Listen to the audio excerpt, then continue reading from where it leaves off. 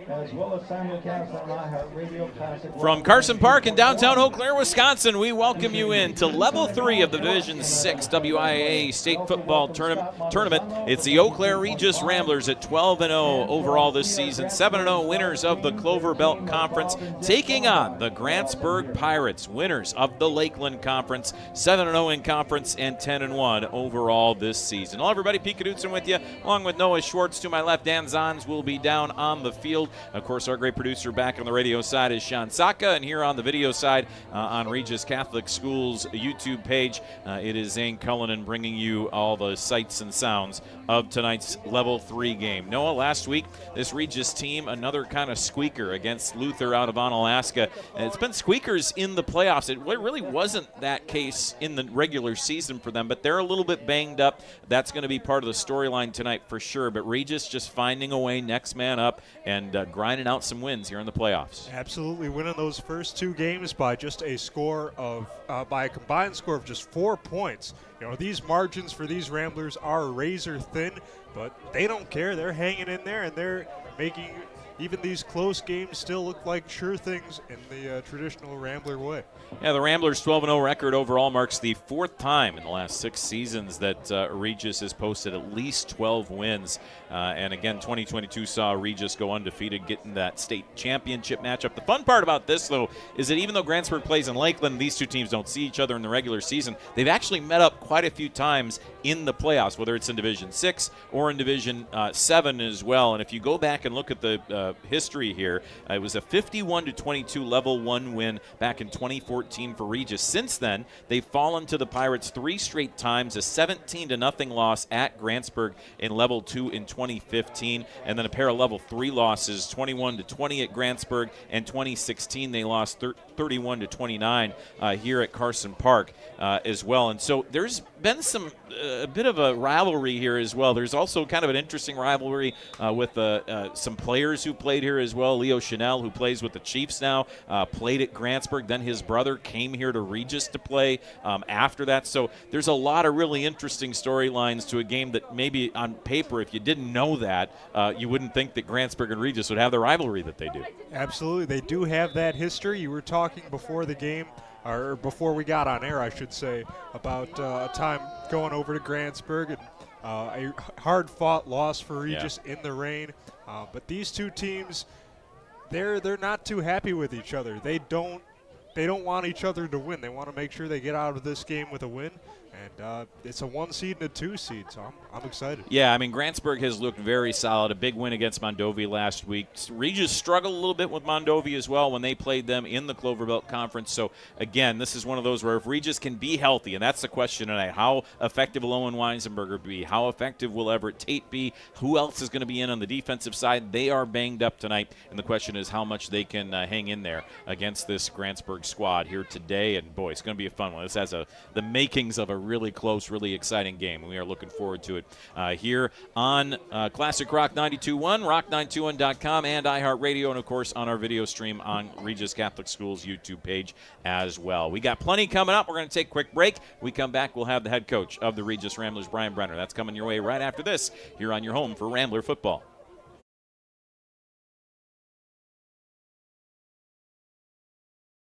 And welcome back in for more pregame coverage here of Eau Claire Regis taking on Grantsburg here in Level 3 of the playoffs. And Regis head coach Brian Brenner joins us. Brian, always appreciate you taking some time with us here before the game. Let's talk a little bit about last week and what you were able to do. Another one of those grind out kind of wins, right? You guys are obviously, fighting at this point to win ball games, and you did it last week against a Luther team you didn't know much about. What did you like from what you saw last week? Yeah, Luther was a very experienced, senior-dominated team, and they fought really hard, well coached, had a great game plan for defending us, made us earn everything we got. We were fortunate that we got that big run early. That really gave us some momentum early in the game, and then we played pretty good defense. We challenged our kids all week to the fact that to win in the playoffs, you got to play great defense, and I thought we did that. all that being said, we were playing a little banged up too, and I thought offensively that showed a little bit. You needed guys to step up, and they did that. We talked about that after level 1 as well. And, that's always been kind of a staple of your teams is you've got a lot of guys almost, ready to kind of be the next man up. But, boy, this playoffs is already real. I mean, first 2 levels have already really kind of illustrated that, haven't they? Right on. You're only as strong as your weakest link. You always got to have a backup plan at all the positions. Unfortunately, we lost our center last week, Mason Nessie, for the season. That was a big blow. Everett was dealing with sprained ankle. Owen sprained ankle, and then we were missing one of our other senior defensive backs, Noah Terrace. So, but here we are. This is our 12th game of the season. If you're playing in November, you got some injuries, and as a coach, as a team, you got to find a way to overcome it. Well, this Grantsburg team, they bring a lot of size, they bring a lot of experience and that sort of thing. They've got a great running back, obviously, and a really good attack. What have you seen from them, and what's going to be a big key for you guys to shut them down and hopefully move on to level 4 here tonight? Yeah, Berkman, number 26, is a great back, very comparable to Everett Tate, is what I would say in scouting and preparing for them. A lot of tradition there. Yeah. We've played them several times in the playoffs. Have developed a nice rivalry with them. Nothing but respect for Coach Hale and the program that they run up there. They're always making deep runs in the playoffs. It's an honor to be on the same field and compete with them. Fortunately, we didn't have to make the trip up to Grantsburg, and fortunately, we're here at home at Carson Park. What's going to be that last message to the guys before they come out here tonight and get ready for another playoff game? Yeah, good question. Just it's kind of the same as what it always is. We believe in you. Yeah, it's a big game, but you're prepared for this. You've trained all year for this moment, and we believe in you. You just go out and play ball. All right, we appreciate it as always, Coach, and good luck tonight as always. Thank you. That's Coach Brian Brenner. We'll have more when we come back.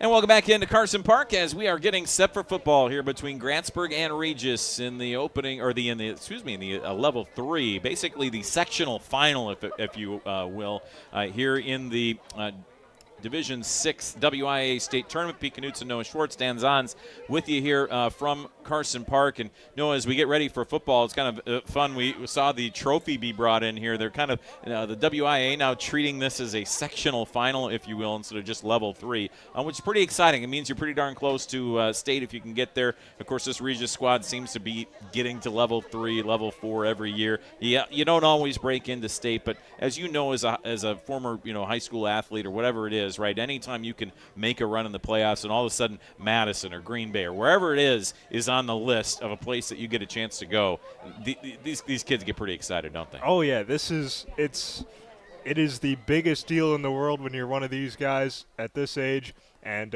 having these new sectional championships here in level 3, I'm sure that the players on both teams can smell that trophy that they brought up to this press box. Yeah. Not that those trophies have any particular scent, but mahogany kind of, some rich mahogany, right, some varnish, that kind of thing on it. I'm sure there's something there. Oh yeah, no, but that's what motivates these guys, and both teams are going to want it. They definitely are, as Grantsburg is getting ready. Regis about ready to take the field here in just a few moments as we get set for football between Grantsburg and Regis. Again, they will be facing the winner, Will Regis, in the WIAA state tournament of Coleman and Bonduel. Coleman and Bonduel, both the 1 and the 2 seed on their side of things. Interestingly enough, I believe the last 8 seed left in all of the divisions in Wisconsin football tournament here is Belleville. They're on the other side of things. They're at Lancaster tonight in level 3, and then Cedar Grove, Belgium against Lomira is the other the other region there, the other sectional final, if you will. Of course, it would be one of those 4 teams meeting one of these 4 teams, right, or one of these 2, I guess you could say, along with Bonduel and Coleman, who could potentially get there. As Regis is ready to take the field here from Carson Park, we'll get the national anthem, much more, as they will run onto the field, and we'll keep our eye out for who is available and who is not tonight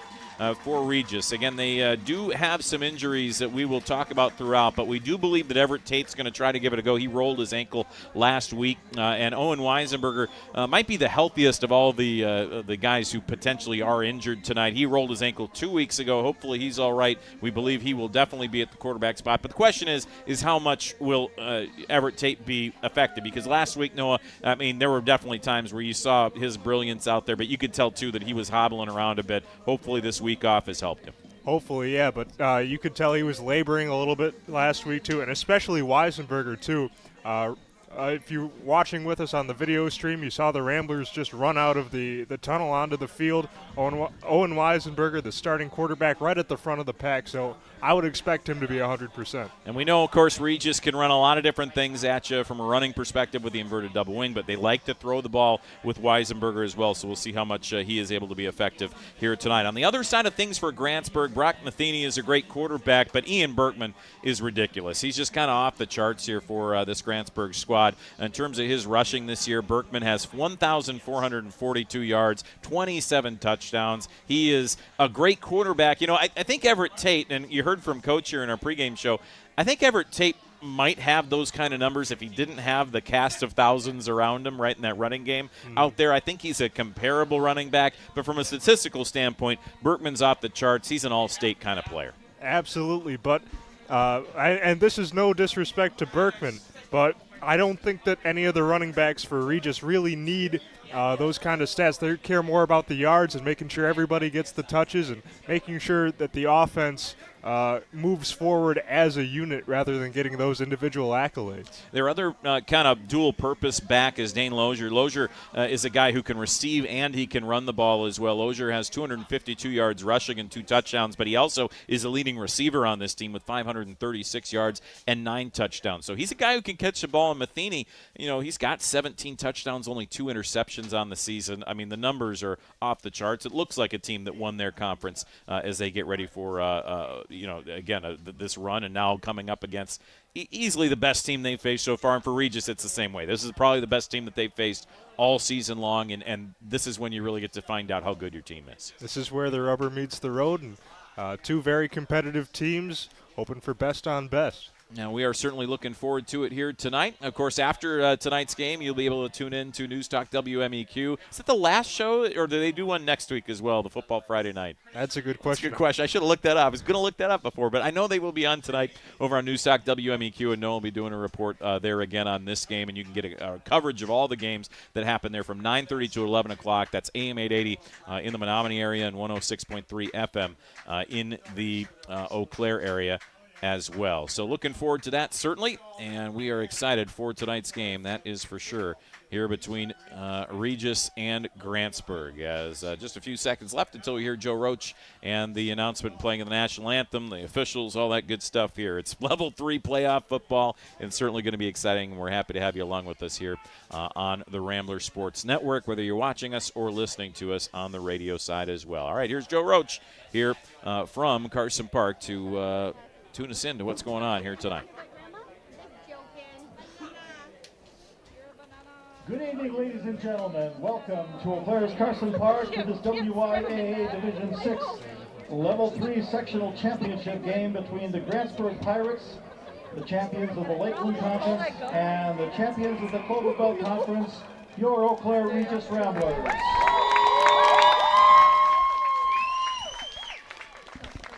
We ask those who are able to please stand and remove your hats.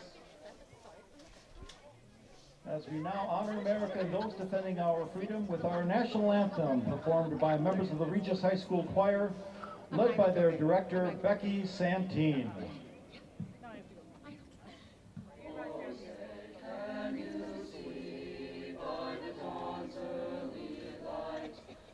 So proudly we hailed at the twilight's last gleaming, whose bright stripes and bright stars through the perilous fight, o'er the ramparts we watched were so gallantly streaming, and the rocket's red glare, the bombs bursting in air, gave proof through the night that our flag was still there. Oh, say does that star-spangled banner yet wave for the land of the free and the home of the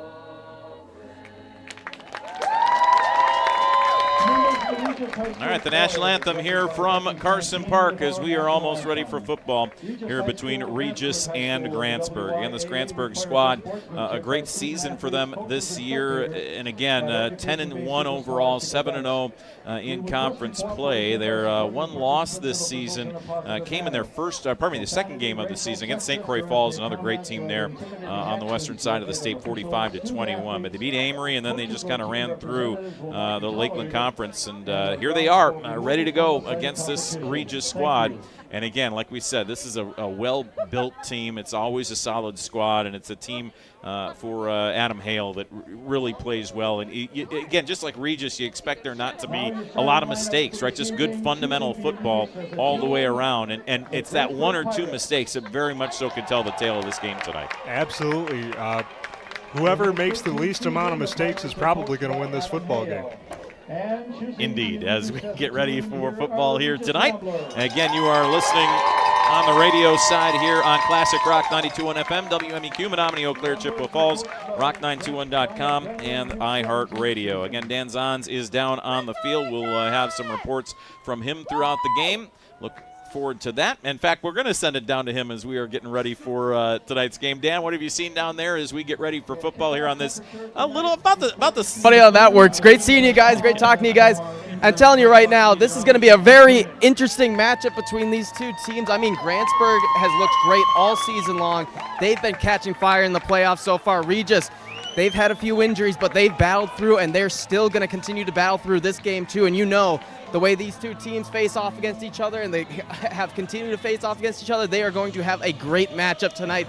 So expect that, and I'll talk to you guys in a little bit. All right, appreciate it, Dan. Always does a great job on the sideline. That's been a fun piece to bring into our broadcast here in the playoffs. Your officials for tonight's game is a very experienced crew. You hear these names announced in WIAC basketball and football as well quite often. The referee is Paul Lehman. Brian Johnson is the umpire. Cole Tappy, a pretty good official there as well, is the linesman. Jim Selt, another experienced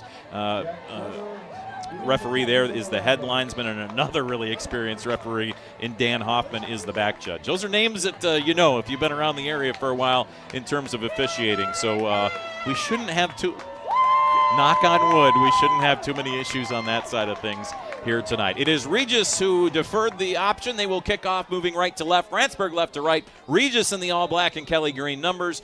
The white uniforms for Grantsburg, and here we go. Level 3 is underway, sent to the far side, to the near side rather. And it's grabbed by Lozier. Lozier trying to move to the left side. He's got some room, 25. Makes a move at the 30. Down the far sideline, 35. Pushed out of bounds near the 40-yard line as the Ramblers get to him, but not after. A pretty good return there for Dane Lozier. Again, that kind of dual-purpose back that you're going to see here today for Grantsburg. And here they come with good field position at their own 38 to start off here tonight. So once again, it is Brock Matheny who comes out to lead this squad here for Grantsburg.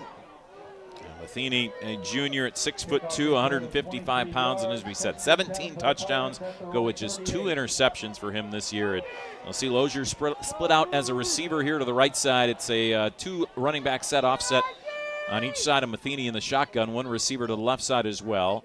And it is a handoff to start things off to Berkman, trying to bounce the edge. Can't do it at the 35. Gets wrapped up. He's got a loss on the play as Mason McCoy comes in and makes the tackle. A beautiful tackle there, and we get a quick whistle for an injury. I think there may have been an injury there. It's a loss of 1, 2nd and 11 here on the near hash mark. But a great job by Mason McCoy, the outside linebacker, to come down, set that edge, and make sure that play was going nowhere for Grantsburg. We're going to see these two teams run the football an awful lot tonight, Pete. That we will. 2 receivers right, 1 out to the left. They're looking over the middle, now throwing near side. It is up and bobbled, but caught. Good job holding on by Caden Matheny here on the near side. The coverage given out on the edge here for Regis. That looks like that was Michael Lehman who was out there, or Liebman rather, who was on the side. They're going to give Tarbox the tackle there nonetheless, but it was enough for just short of the first down. Be 10 yards on a 3rd and 1 coming up. Matheny, the 6'6" wide receiver, a big target. I'm sure his quarterback, Brock Matheny, likes that too. Oh, yeah, it's a good connection there between those 2 guys. And now 1 receiver right, send a man in motion. It's going to be a keeper here up the gut. Oh, he lost the ball for a moment. Popped out right at the line to gain. I don't think he got it. Cole Tappy also threw a flag here on the near side on that run by Berkman in the Wildcat. So we're going to get a call here. The refs are mic'd up tonight. And I think we got an illegal formation on Grantsburg, but they're going to be a yard short of the first down. So this is interesting as to whether Brian Brenner wants to accept this or not. Let's listen in to Paul Lehman. I think they're declining it, it looks like. Here comes a call. Illegal formation by the offense. That penalty has been declined. 4th down. So 4th down, it's interesting, Noah, because Berkman, I think he might have had enough progress for the first down, but when he fumbled the ball and then recovered it, he was behind the line of scrimmage, and it's a no gain on the play, so 4th and 1. Yeah, after he loses possession of that football, it reestablishes forward progress. So Matheny going to go under center here, interestingly enough. 1 receiver left, 1 out to the right. Regis almost jumps offside. They give it to the fullback, and it's a bit of a tush-push right up the gut there as Nolan Brandstand, the right tackle, pushed Berkman ahead all the way across the 50. Right there, mark him right at the 50-yard line. That's a 3-yard gain and a first down and a little bit of brotherly shot. We got to come up with a pirate terminology. He pushed the plank, walked the plank up the middle, something like that. Something like that. Yeah. We'll get to that. But a little bit of a shove there from the right tackle. It's interesting, right? They took the right tackle and they said, I'm going to go behind the running back, pull him, and then push him, which was kind of interesting there. 1 receiver to the left, 1 to the right. As that man goes in motion, Lozier, they're going to throw it out left side. Lozier makes the catch in the backfield, and he's open field tackle. What a play. Noah Labor out on the edge. That's a 1-yard loss back into Grantsburg territory at the 49. It's 2nd and 11. A little bit of a pseudo screen there. They had the 2 wide receivers on the far side ready to block, and throwing it kind of like a screen pass out to the man in motion, just no space, and they go backwards. Avery Brown splits out wide to the left there for Grantsburg. They will go with a 2-receiver set to the left, 2 to the right. Pretty tight up on the formation here on the far hatch mark. 2nd and 11, 10:25 left to go, first quarter, no score. Grantsburg and Regis. Rolling to his left, Matheny, he's got pressure, wrapped up, tries to throw it away. That's got to be grounding. That has 100% got to be grounding. There is nobody nearby. They're calling it incomplete. There's got to be a flag here. They're talking about it. I don't want to play devil's advocate here, but it looked to me like he could have been outside of the tackle box. Yeah, but you got to get the ball back to the line of scrimmage, which he did not. And also there's no receiver nearby. So how in the world is that not intentional grounding? Oh, you're right. You're right. He was out of the tackle box. Dan, what did you see down there? At their own 49. Dan, what did you see down there? Well, there was a little bit of back and forth talking to the coaches on both sides. I'll keep this quick. But basically, the rules for grounding don't apply as neatly to the high school game, but now they're going to overturn it. Yeah, I mean, that was pretty clear there. Thanks, Dan, for that report. Let's listen in here. Let's hear if we hear the explanation. Yeah. So we're going to have intentional grounding. Balls and occupants on the line of scrimmage. 5-yard penalty from the spot of the foul. Loss is down. That's interesting. That's a little wrinkle there in high school football that you don't have in the NFL or college game. In the NFL or college, it's just a spot foul and a loss of down, but you also mark off 5 yards in high school football from the spot of the foul. So it's even you penalize the penalty almost, which is interesting. But now it's going to be 3rd and forever here back at their own, 37-yard line. A lot more deflating for Grantsburg, but Brock Matheny, he was in trouble right away, and he just had no place to go with that football. And again, that extra 5 yards is supposed to kind of discourage you from doing the grounding, as it's a 4-receiver set. Matheny looking deep, far sideline. Oh, he's got a man wide open. It's caught inside the 30-yard line and inside the 25 of Regis. Wow, Regis' secondary just unable to cover Avery Brown down the far side, and that is a massive gain down to the 23-yard line. And Pete, you want Pirate terminology? How about Brock Matheny firing the cannon all the way down the far sideline? 40 yards on that catch on 3rd and 23, and it's a first down for Grantsburg inside the 25 to the 23-yard line. We're under 10 minutes left to play in the first quarter. Handoff left side. Good run here up the left edge by Berkman, and he'll get more than 5. He's got, about 7-8 yards there on first down, running to the left side as a tackle is made by Tyler Gayling. Good first down pickup, and that gets him into the red zone. Now another quick pass out to the right side to Lozier. It was a forward pass, very close to being a lateral there and going out of bounds. And you wanted to get Dane Lozier again, just trying to get him out in space. Good playmaker, good speed.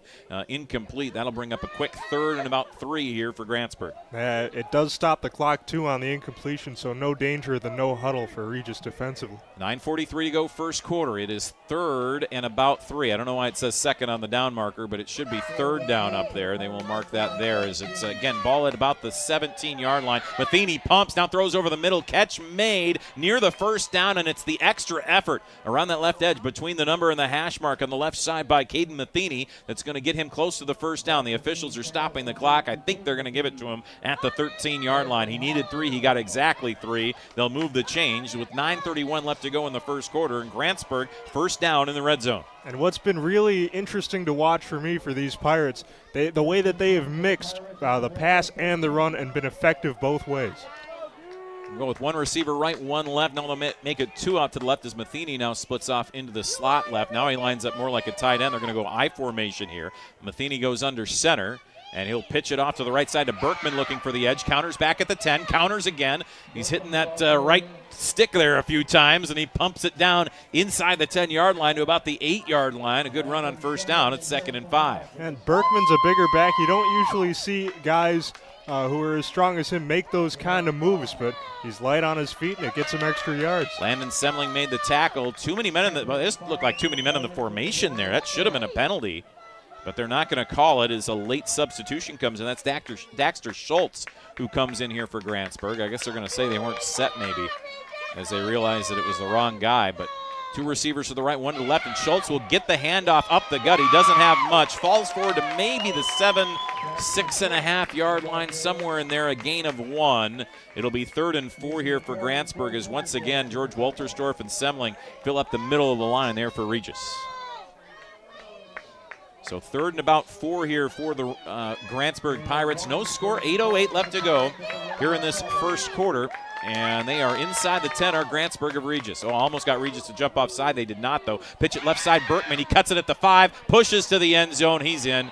And it's a touchdown for the Pirates on a 7-yard touchdown run for Ian Berkman, and he continues to add to the tally here this season as Berkman now has his 28th touchdown on the ground of the year. That's a lot, Pete. And you could see, for those of you listening on the video side, Berkman just would not be denied as he ran into that end zone, shrugging off the contact all the way. Grantsburg will kick the extra point here. Matheny, the holder.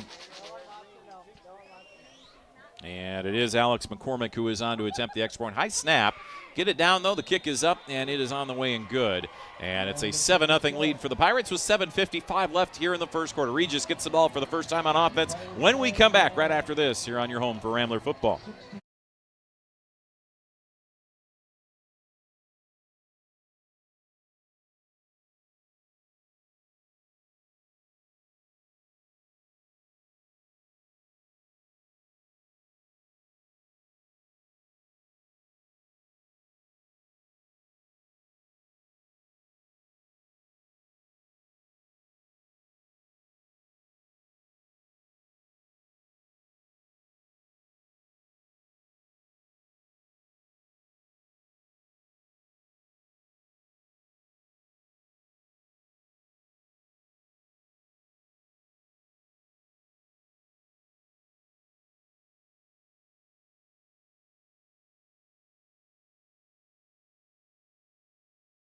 And welcome back here into Carson Park as Grantsburg marches it right downfield on their first drive for 62 yards and a touchdown drive that took just about 4 minutes as well. We'll go down to Dan Zons in a moment after the kickoff here as he had a pretty good view of that touchdown. But I'll tell you what, Noah, Eau Claire Regis' defense, that big 3rd and 23, that seems like the big drive, the big play of that drive where they couldn't stop him, get a 40-yard pass, and that was what kept the drive alive for Grantsburg, got to the touchdown. Yeah, it looked like a pretty obvious 3 yards and a punt on that 3rd and 23, but Grantsburg risked it for the biscuit.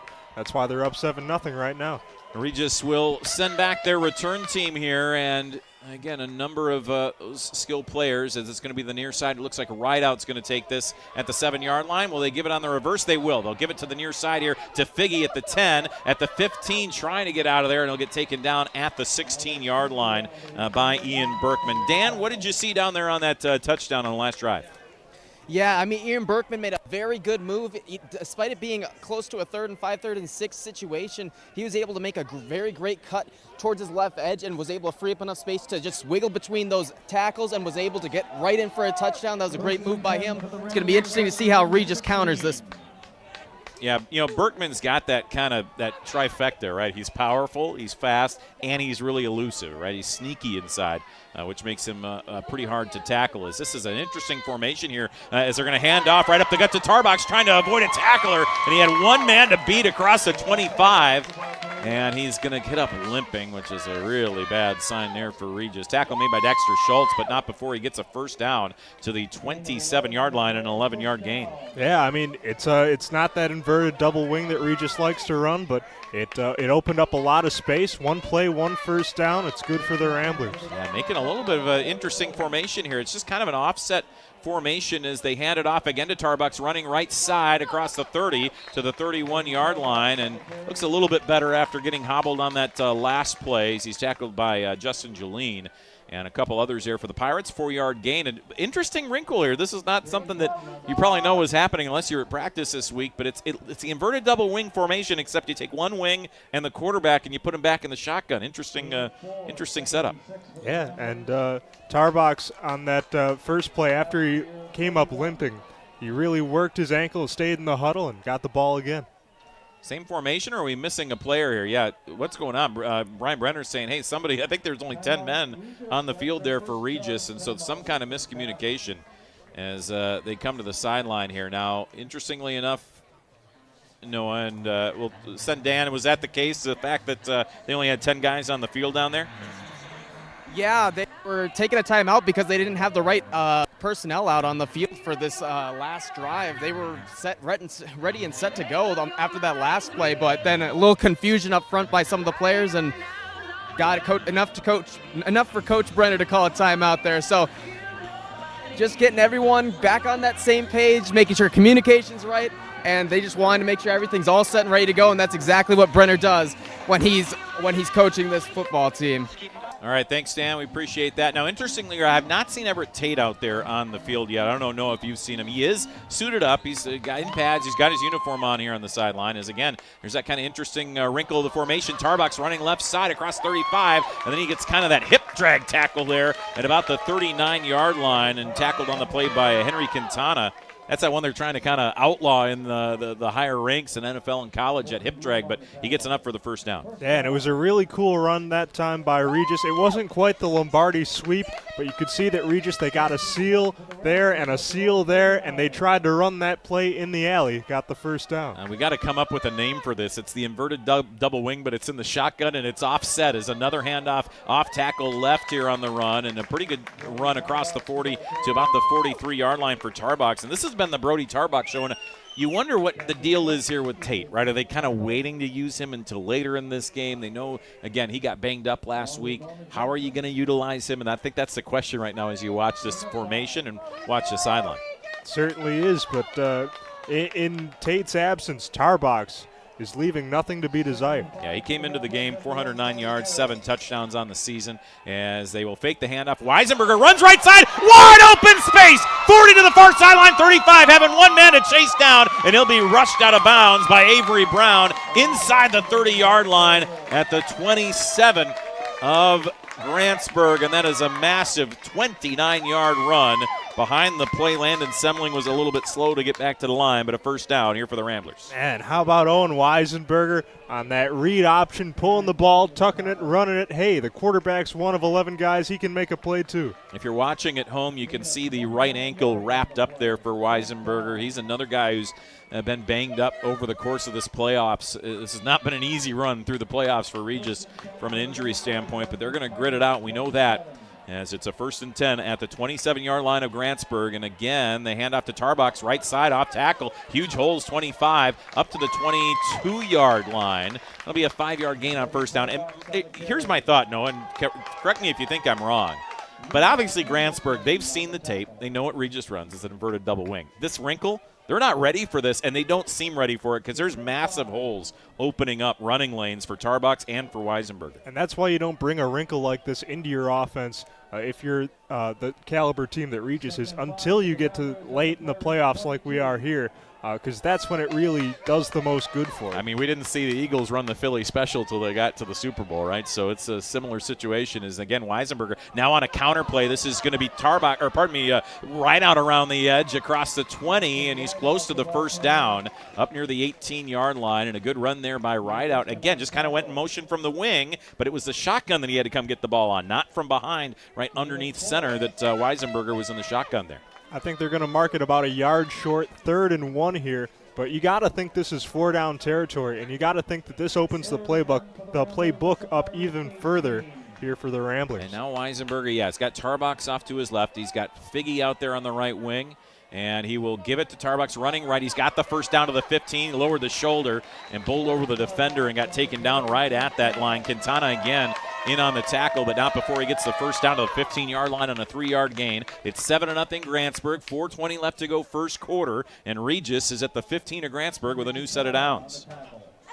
Noah Labor coming out now here for Regis, interestingly enough. Don't see him on the offensive side of the ball very often. He's typically in the game as a safety on the defensive side. A lineup as a tight end, offset right.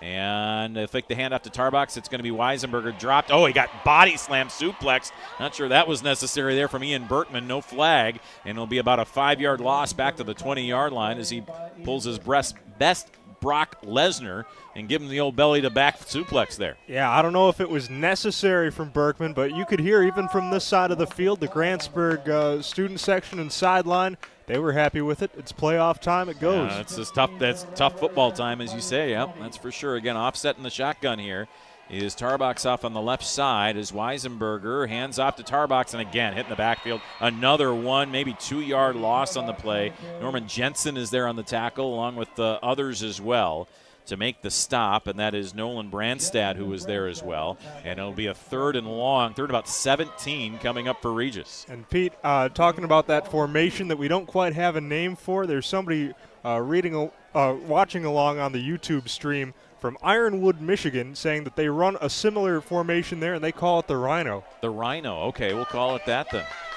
The Rambler Rhino, can we call it that maybe? A little nice wrinkle. It's going to be a shotgun here for Weisenberger. Screen set up. A little bit of miscommunication. It's caught, though, by Webster, and he's across the 10, and he's down, or pardon me, across the 15, rather, and he's down near the 12-yard line.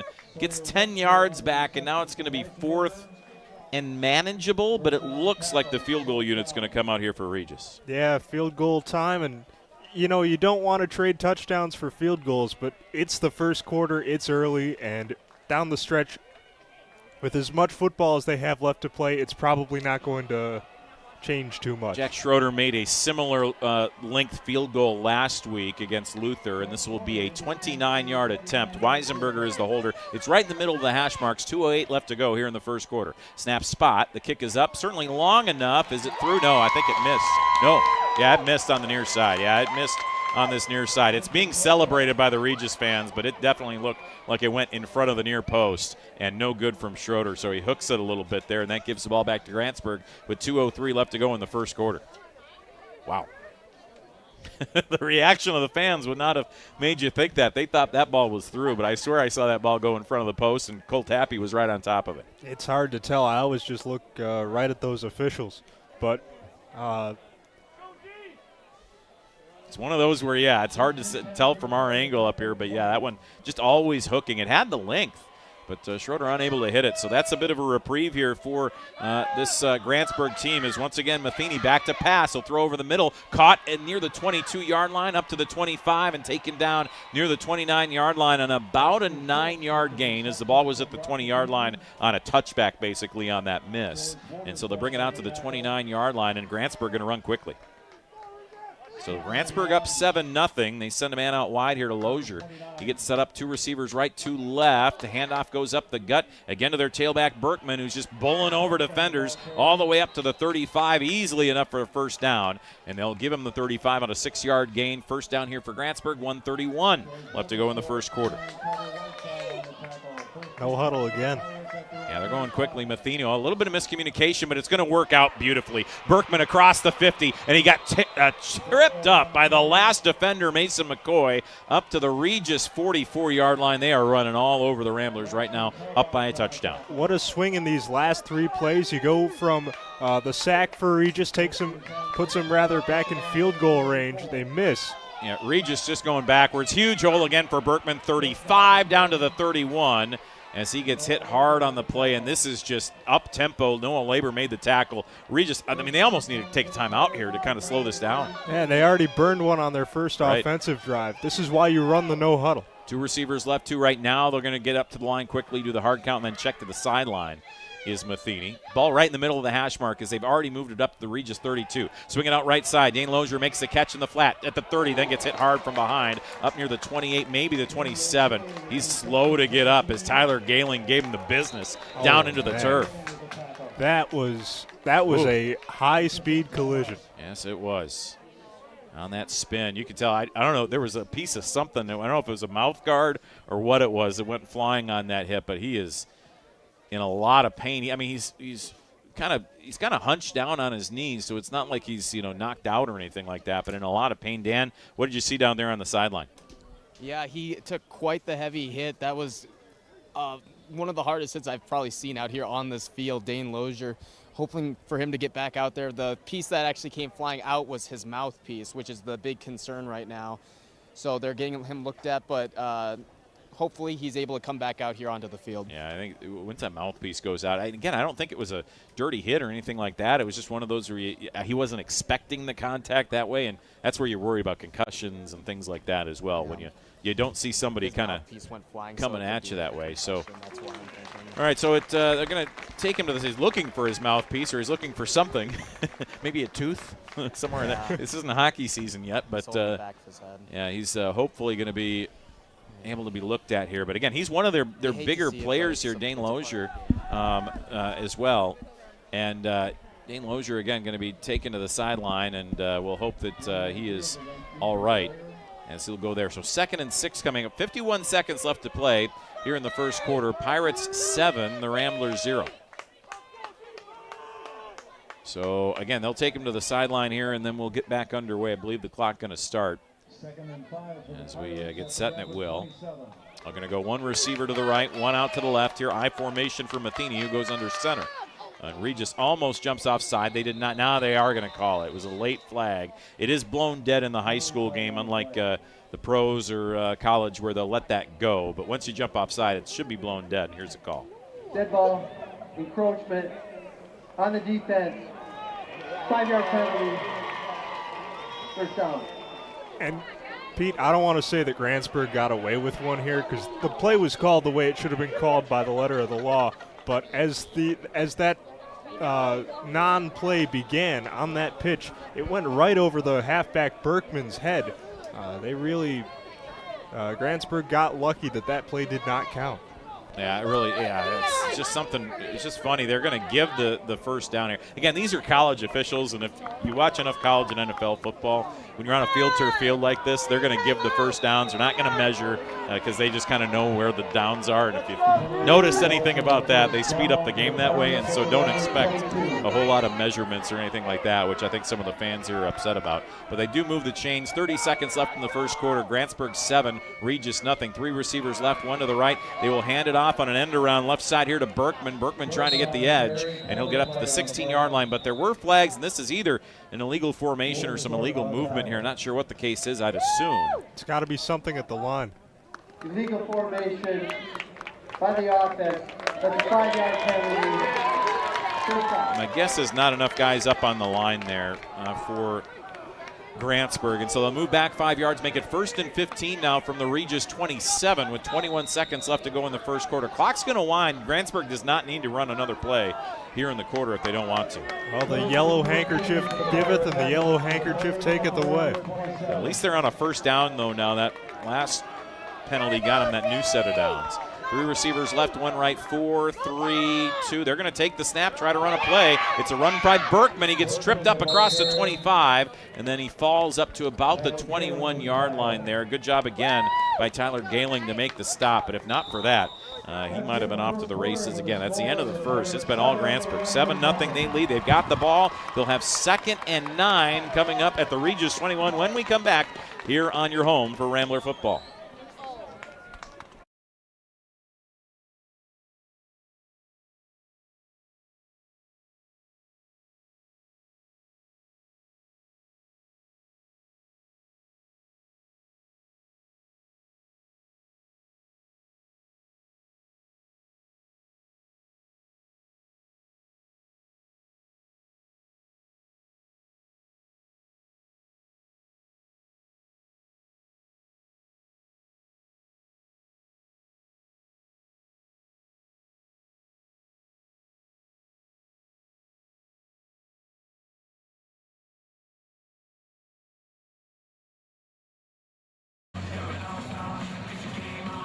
Welcome back in here to Carson Park. Eau Claire, Regis, and Grantsburg 1 versus 2 here in Division 6 in the upper left quadrant, sectional final, if you will, here, level 3 of the Division 6 tournament.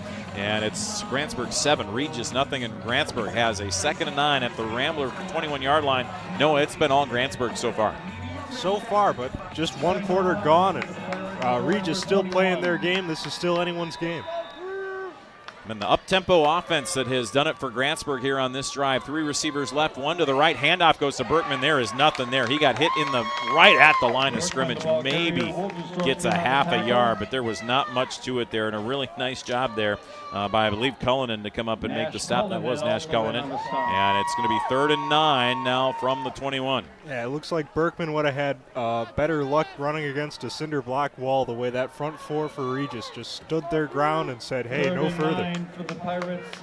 Yes, 3rd and 9 now at the 21. They need to get down to the 12-yard line for a first down to Grantsburg. 3 receivers to the right, 1 to the left. It's Matheny taking the snap. He wants to throw back left side. They've got a screen set up, bobbled, catch made to the 15, hit down from behind, but I think he's got the first down. Boy, Regis thought they had the pressure. Galen again made the tackle, but he's got enough to the 11 on a 10-yard gain. It's first down Grantsburg. Yeah, and a little bit risky there. Not a whole lot of time for that screen to set up. You saw Matheny was in. He was definitely pressured, you could say, but they still got it. And now they've got goal to go. Grantsburg coming to the sideline right now. They're going to call timeout, or what's the case here? 11:10 left to go here in this second quarter. Not really sure why they're walking over to their sideline. Now they're going to have to come all the way back to the ball on the near hash mark. Let's look to the back judge here when his hand goes in the air. There's 10 seconds left on the play clock. And now again, it took some time to get the right personnel in. Regis, in theory, should have some time or some ability to be able to sub here, but they won't give him that. Now Matheny goes under center in the I formation. Bobbled the snap, pitches it out left to Berkman. Berkman around the edge, breaks a tackle at the 7, pushes to the goal line, he's in. 11-yard touchdown run for Ian Berkman, and it's now 13-0 Grantsburg, and they look awfully good here to the Pirates here tonight.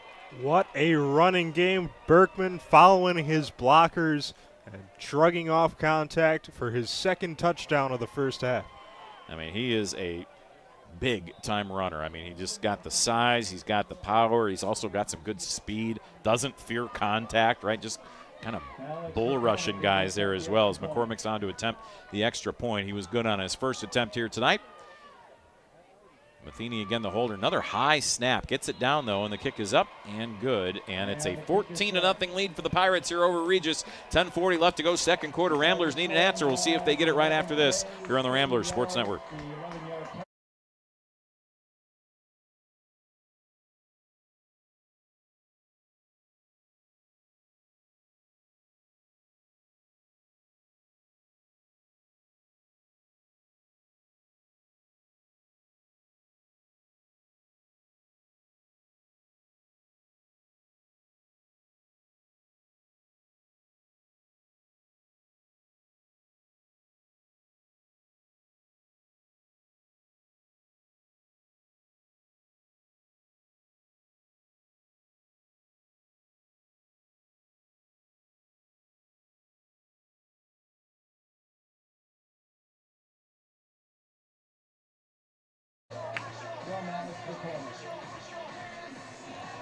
Welcome back in here to Carson Park. Grantsburg marches right downfield, an 80-yard drive that took 3 minutes and 23 seconds and ends in another 11-yard touchdown run for Berkman to make it 14-0 here. Pirates leading the Ramblers. A couple other scores to give you here.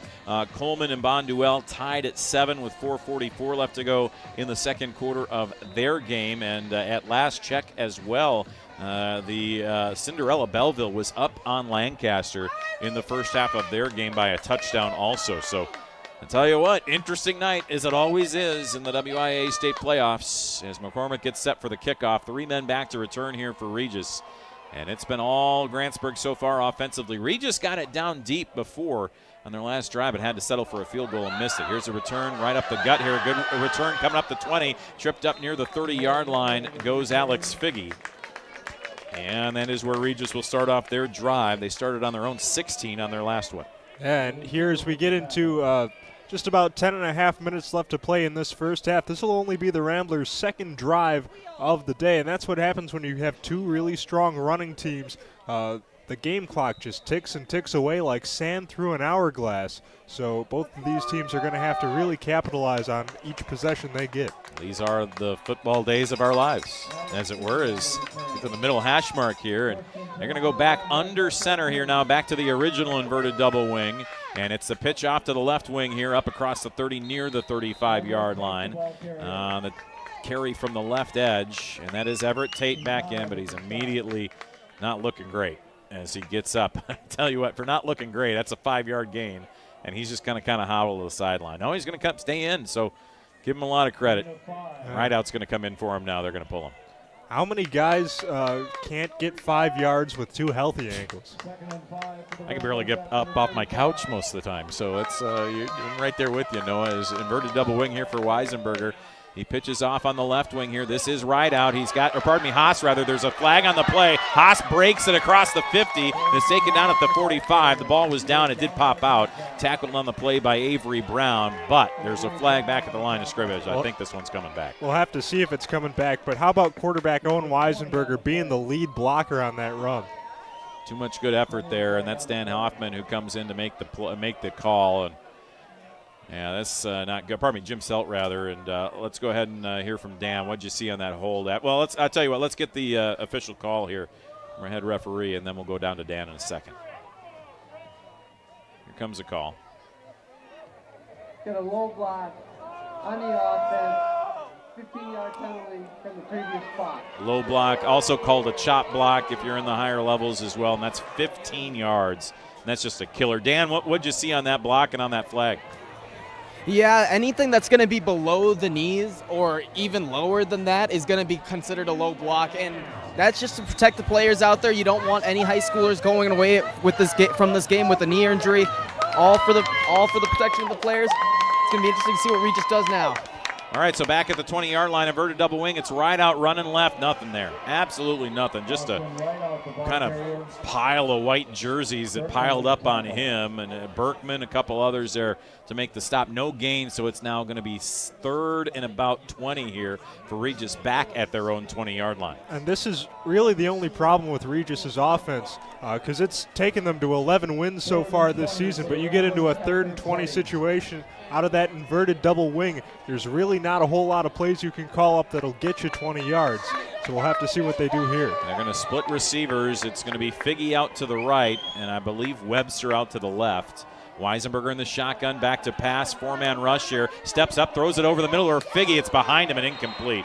Coverage given on the play by Dane Lozier. It was behind Figge the whole way. That's such a hard play, such a hard throw to make, even at the higher levels as well. At the high school level, very difficult. Would have been about a 10 to 15-yard gain. It is incomplete, 4th and 20, and Regis has to punt. Yeah, throwing it behind the receiver, Figge, into double coverage. Not quite what you want to see there, but really, when it's 3rd and a mile, there's not a whole lot you can do other than that. John Lehman will punt. Levi Anderson, Dane Lozier are the men back to return here for Grantsburg.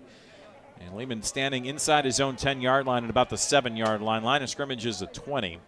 8:56 left to go, second quarter, and it's Grantsburg 14, Regis nothing. This ball will take a bounce in Regis territory. Bad Regis bounce to the 40. That's going to go down as a 20-yard punt.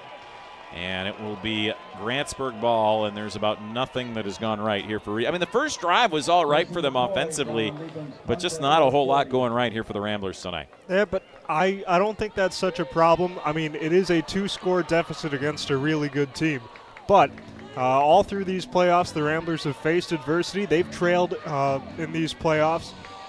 So this is just business as usual for them, and there's a lot of football left. One receiver right, one left. Again, it is the I formation here. Matheny goes under center. He's got Berkman back there, and he'll give it to him running left, bounces out, and he gets nothing. Hit right there at the line. I think that was Walterstorff, it was. And he'll make the stop at the 39-yard line, 2nd and 9 here for Grantsburg. And that's what they need. They just need to get off their blocks and fill up the holes, because I think that's the only way to stop Berkman, because when he gets a full head of steam, hard guy to stop. Yeah, you got to stop him at the line of scrimmage, or you're not going to stop him at all. 2nd and 9 here from the Regis 39-yard line. 8:20 left to go, second quarter. Grantsburg 14, Regis nothing. Send a man in motion there. That's Schultz across the formation. Handoff goes up the gut, and again, nothing doing for Berkman. And it's the same story over again. Semling was there. Walterstorff was nearby. And it'll be a loss of 1 to the 40, and the Semlings are happy about it, and they need another stop here on 3rd and 10. And so far, this has been exactly the kind of drive that the Ramblers need defensively. Just standing their ground and giving them no yardage. Yeah, this is at least positive, right? Because Grantsburg's just kind of been slashing this defense up for Regis the first two drives. One receiver to the left, 2 out to the right. Send a man in motion, that's Schultz. Matheny back to pass, looks to the sideline, right side, catch made at the 35. He's down to the 30. That's enough for a first down to the 29-yard line for Schultz. A lot of space there and a really nice job in the scheme there to open up space. They ran receivers and ran the defenders away from it, and when Schultz caught the ball, he had Green right out in front of him on that far sideline. Yeah, I love those clear out routes by the receivers of Grantsburg, and when that happens, good things happen. Just really good play design there from Grantsburg to kind of, again, fool the defensive backs. Get them away from where they wanted to throw that ball. One receiver to the right, two to the left. They hand off to Berkman again, left edge, looking for an edge to the 25-yard line.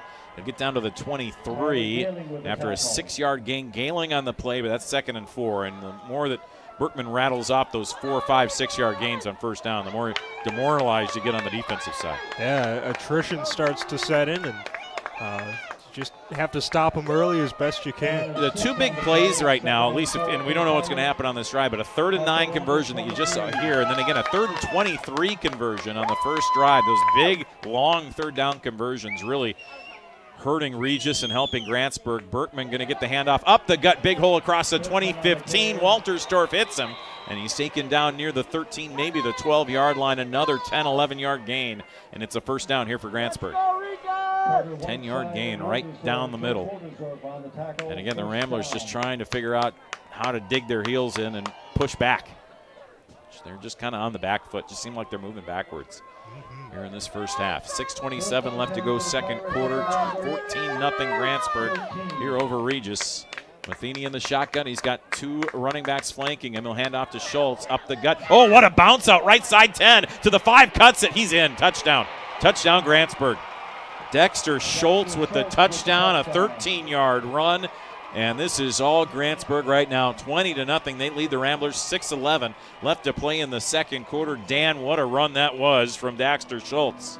Yeah, just containment on that full right side, just completely let loose. And when you can't contain anyone on those outside edges, they're going to take that full length of the field and they're going to stretch it and they're going to run it and completely keep doing that because they have the speed and means to do so. McCormick on to attempt the extra point. A big run there, and that will give Schultz his 3rd touchdown of the year. That kick is through. It's 21-0. Pirates with the lead, 6:11 left to go, second quarter. Regis looking for an answer when we come back on the Ramblers Sports Network.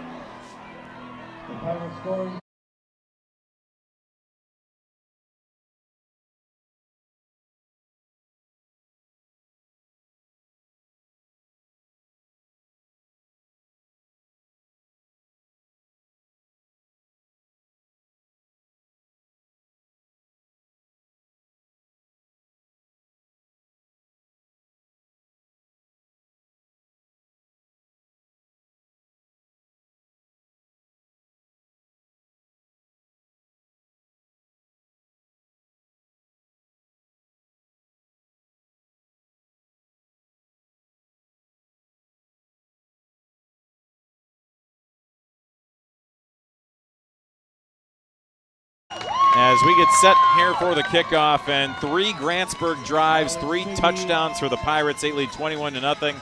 And here during the break, Noah, all we heard was a bunch of people down in front of us saying this is not over yet. A lot of game left to play. 6:11 left to play, second quarter. But if there's not a lot of game left, or if there is a lot of game left, at some point you got to score. And Regis needs a good drive here. Yeah, they need one here. But I mean, you look at it like this. Grantsburg scored 3 touchdowns so far in the first half. What's stopping Regis from scoring 3 of their own in the second? Definitely can happen. We know that. McCormick getting ready to kick this one away. 3 returners back here for Regis. 6:11 left to go, second quarter. Kick goes right down the middle. Figgy will be there at about the 6-yard line. He'll get between the hash marks and follow some blockers up the middle to the 30-yard line, bouncing it out to the 40, and then taken down from behind at the 45-yard line. A really nice return there from Alex Figgy as Dane Lozier gets to him. But boy, Figgy finally getting to kind of show off the speed. You know, he's a guy who might be a little undersized, but that guy might always be the fastest guy on the field. He is really, really quick. For his look out there. Yeah, he showed it right there. Had some nice spin moves trying to get these guys to miss for Grantsburg, and they did. You don't want to get ahead of yourself, but this is where you, again, need to lock down on offense and then just figure out, you got to get a stop on the defensive side, too. That's a few moments away for sure as there's a fumbled snap. Oh, what a pitch there by Weisenberger out to Rideout. Still going to be a loss. How he got back to the ball, number 1. And then number 2, how he got that one pitched out to Rideout after he bobbled it. is pretty impressive. It's going to be a 2-3 yard loss back to the 42, but it's 2nd and 13. But what a play. Yeah, and it may have been a loss of yards, but it's only first down, and none of the Ramblers gave up on that play, even when it looked bad. Now you got Rideout limping to the sideline here as well.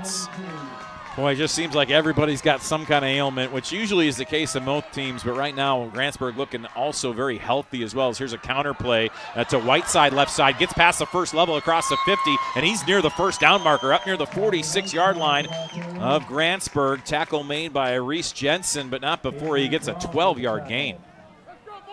Big gain there on second down. Now it's 3rd and just about a yard. Regis needs this first down in the worst way to take another series at least and give their defense some time to recuperate and catch their breath. Bonduel leading 15-7 right now over Coleman, and Bonduel just got an interception near the goal line as well. So the visitors are doing good right now in Division 6 at the moment. We'll talk more about that. Weisenberger rolling out, wants to pass downfield, throws it near side. It's intercepted. Right into the hands of Dane Lozier, who read it like a book. He was looking for Alex Figge. Lozier intercepts it. He takes it to the 41 of Grantsburg on about a 5-yard return on the near sideline. But Weisenberger just could not find the edge here to Figge, and Lozier was there for the interception. Yeah, and it looked like Weisenberger was kind of staring Figge down the whole way. It's pretty easy to read a quarterback's eyes when he doesn't look at anybody else. Yeah, turnover big. Dan, what did you see down there on that interception?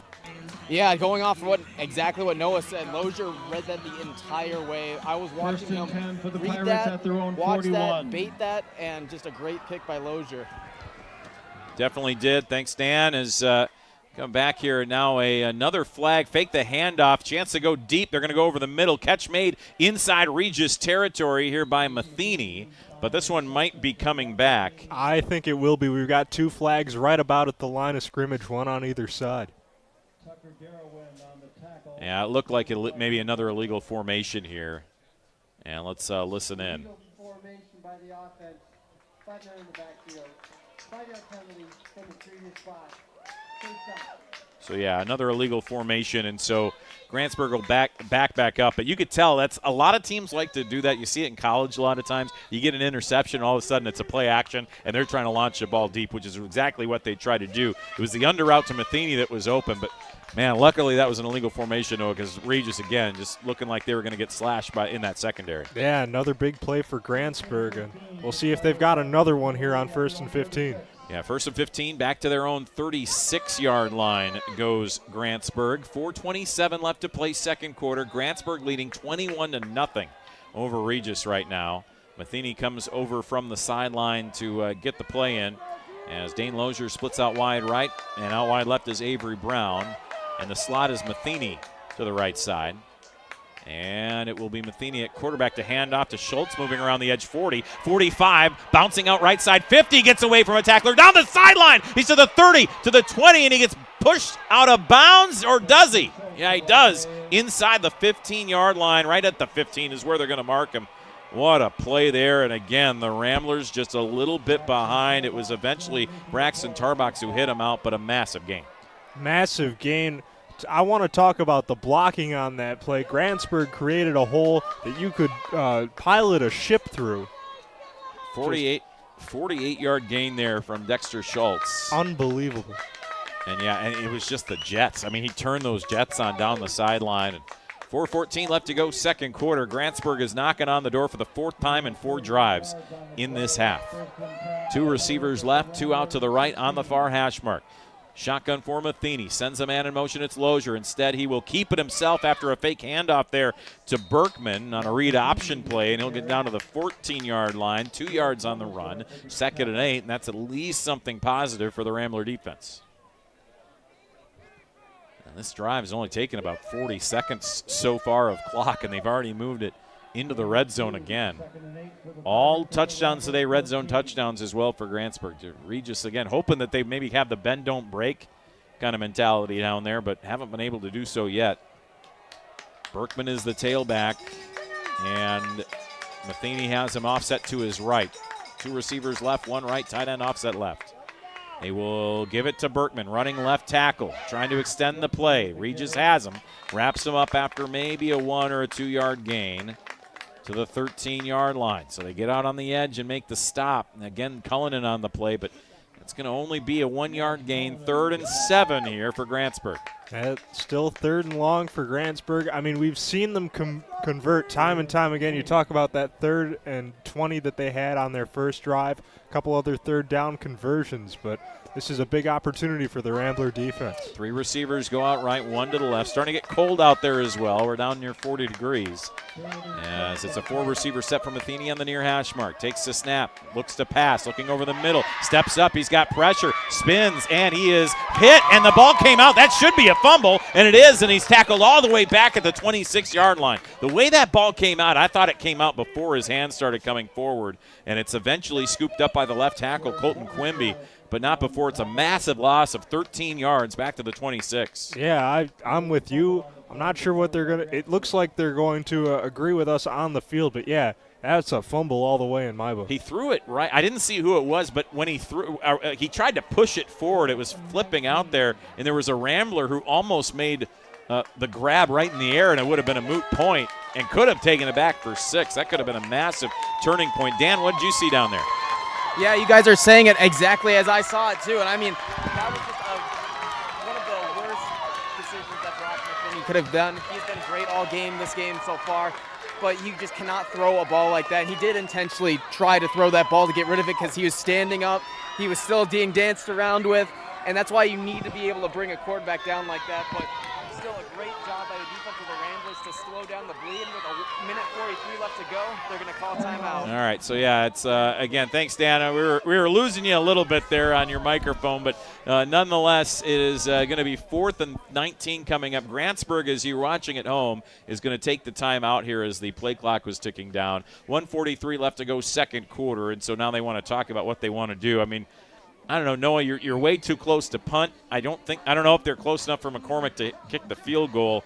So this might be just one of those where it's maybe a little mini Hail Mary, right? Because who cares, I guess? If you don't end up completing the pass, you end up giving Regis the 26-yard line. That's not the end of the world. Well, yeah, I don't know. I think it might be an arm punt too, but if they do decide to trot out the field goal unit, that puts them at, I don't know, about the 34, 33 or so if they don't make it and Regis takes over. So I think you'd almost rather give it to him at the 26 than the 34. And remember in high school football with a field goals are basically like punts, right? So you can actually down the ball inside of the, inside of wherever it is on a field goal, which is really weird, but it's a high school rule that's archaic, but there it is. So it looks like they're going to try to go for it here. 3 receivers right, 2 left, empty backfield. Berkman split out as a receiver to left. Regis bringing the pressure, the blitz. He throws it over the middle, incomplete. There are no flags on the field, and there it is. So Regis will get the ball at their own 26-yard line with a minute 38 left to go, second quarter. Positive, you got the stop here finally on a drive for Grantsburg. Yeah, and I don't know what Grantsburg was trying to do with that. Maybe they were just trying to live and fight another day, but I think they should have seen that blitz coming. 3rd and 4th down, a lot of times defenses, they're sending the house and the kitchen sink too. But still good coverage downfield from the Ramblers. Now they got about 98 seconds to see if they can do something with it. 21-0, Pirates with the lead here on Regis. It's been all Grantsburg here in the first half of this 1 versus 2 matchup.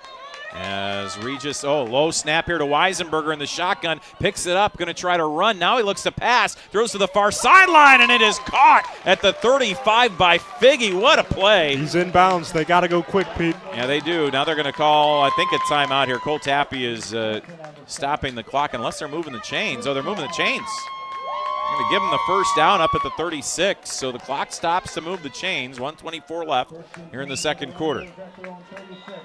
And Paul Lehman now will wind the clock. Another low snap. Weisenberger gets it. He wants to launch this one deep. It's a wobbling spiral. It's up. It's intercepted here by Lozier. Lozier's going to try to return this one. He's up to the 50. He's into Regis territory across the 45. And just I'd say an ill-advised pass, but it just slipped out of the hand. It looked like a dead duck. And out of bounds it goes, and Grantsburg gets it back. Yeah, Weisenberger, I'm sure that's one that he wants back. I'm sure that he can throw that ball with a lot tighter of a spiral.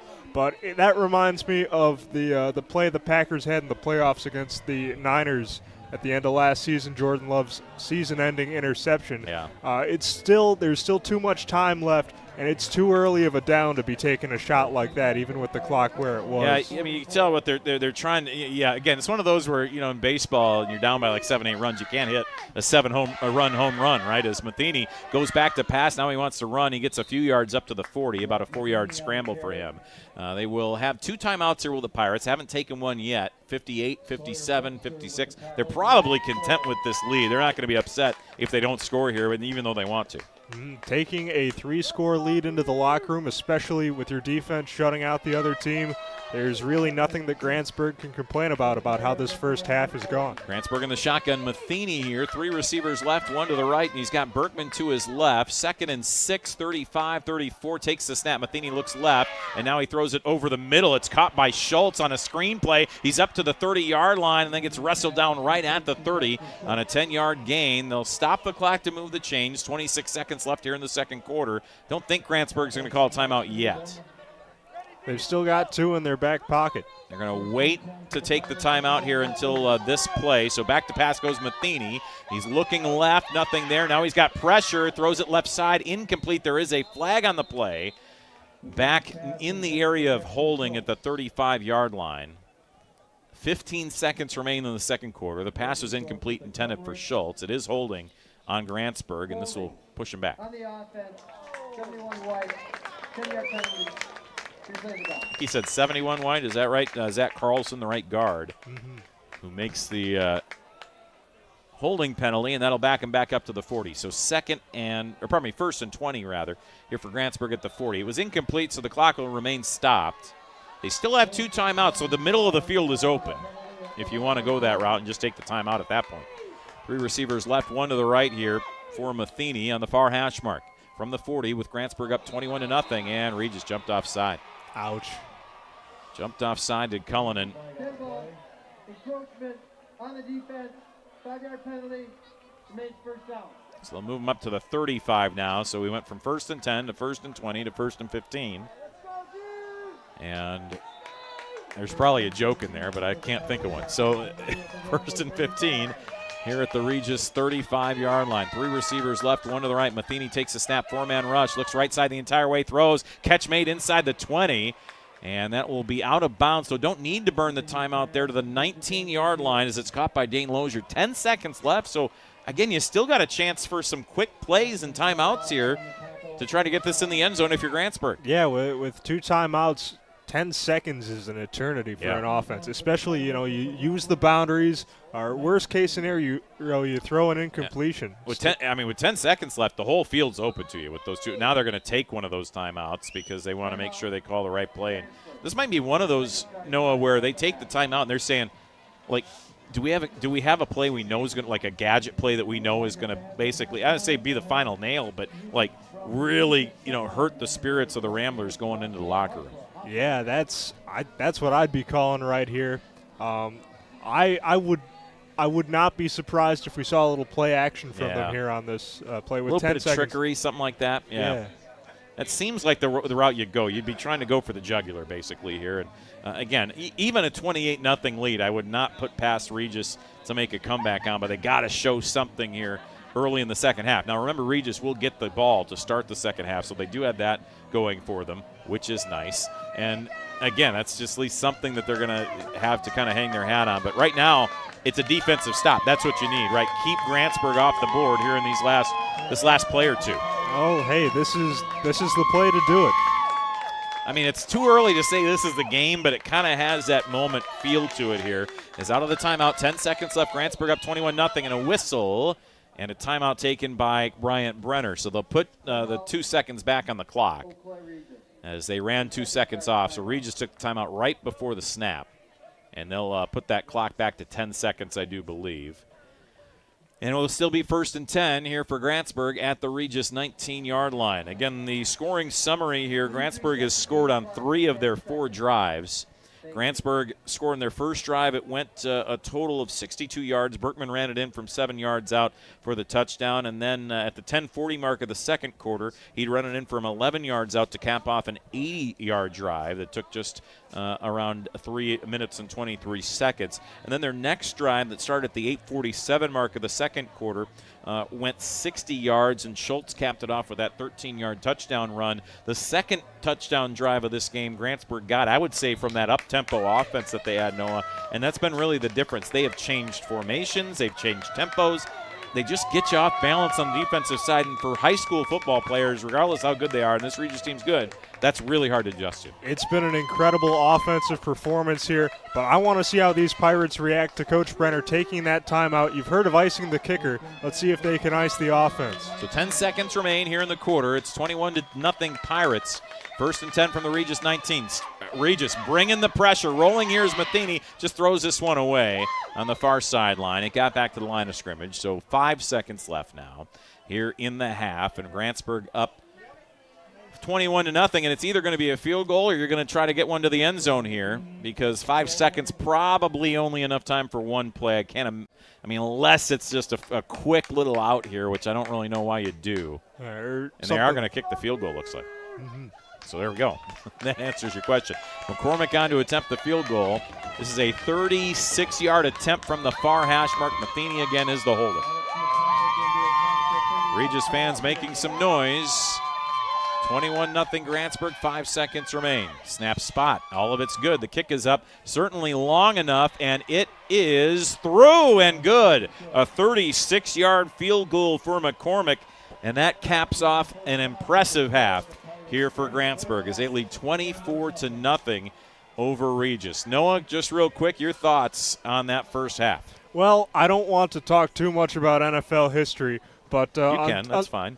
I'm going someplace with it, I promise. But back in 1992, for a long time, the greatest comeback in NFL history, the Buffalo Bills in the wild card round of the playoffs were down at halftime by a score of 38-3 to the then Houston Oilers, and everybody thought, okay, that's the end of the Bills, what you might call a dynasty there. And tons of fans flooded out of what was then Rich Stadium. One of them, my Uncle Bob. But as soon as he heard on the radio that the Bills were coming back, tried to get back in, and they let him back in to the ballgame, which just goes to show that that was a lot bigger of a deficit for the Bills than the Ramblers have here by about 14 points. Yeah. Well, I can tell you from experience as you bring that up before we go to break here that I was at the Colts-Vikings game where this happened as well. And it was one of those where, we definitely had the conversation. Was it 33-0, I think, at halftime that the Colts were up? And we had the conversation, me and my brother-in-law who were at it, we said, should we go? Do we go now? And we'll hang around. And then the second half, as it was there for the Bills as well, was history, right? And you saw an amazing comeback. It happens. It can happen. And this Regis team certainly is built to do that. They've won. They've not lost a game this year. They know how to score. They know how to win. And so you would not be surprised if they make the comeback here in the second half. But a lot of work. Absolutely, and it starts as soon as that second half kickoff comes in, because we know the Ramblers are receiving. They will receive the kickoff 24-0. The Pirates with the lead here on the Ramblers at halftime. We will take a break, come back. It's halftime here between Regis and Grantsburg, with Grantsburg up 24-0 right here on the Ramblers Sports Network.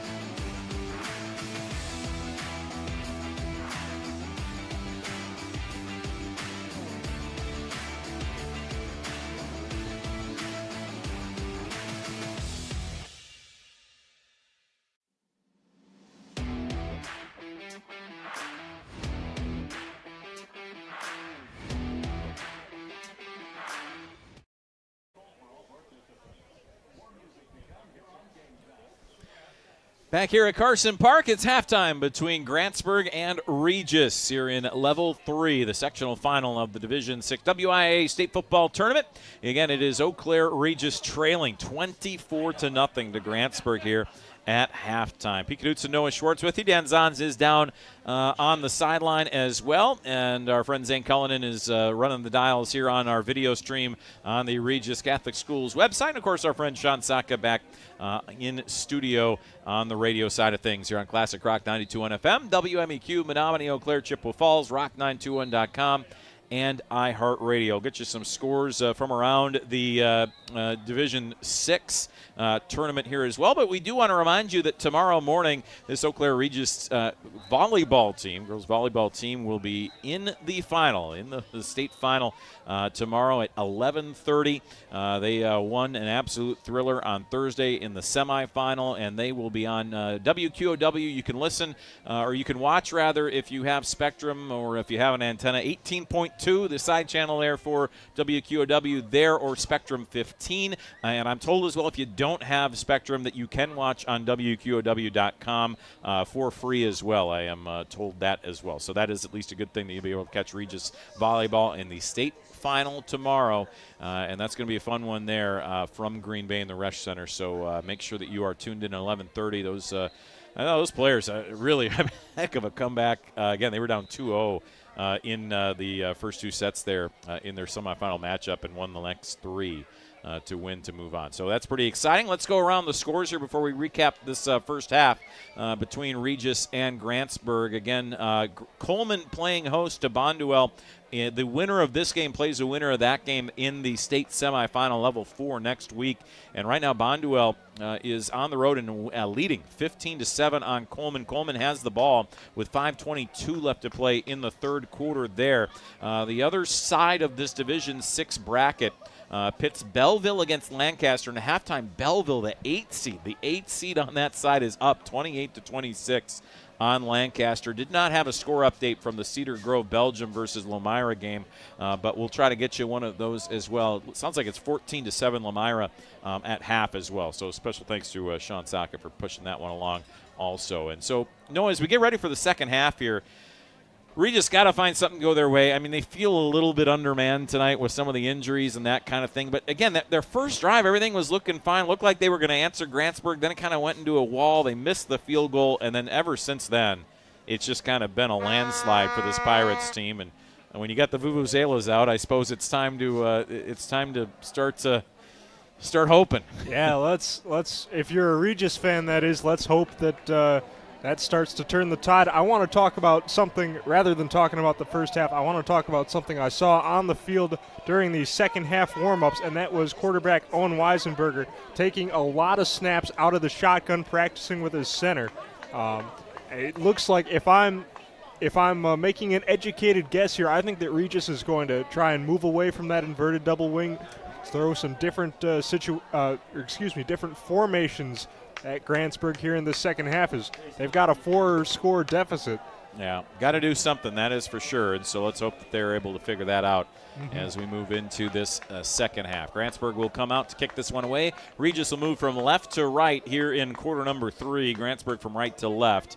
And Regis wearing those alternate black uniforms, Kelly green numbers, black helmets with the Kelly green R on the side, outlined in white as well. And Grantsburg in the all-white uniforms, purple numbers, purple hats, moving right to left. A lot of these teams, when they wear the all-black uniforms, whether it's Regis or somebody else, they talk about how they feel dangerous. They feel evil wearing them. Got to feel dangerous now, right? Got to, especially in the second half.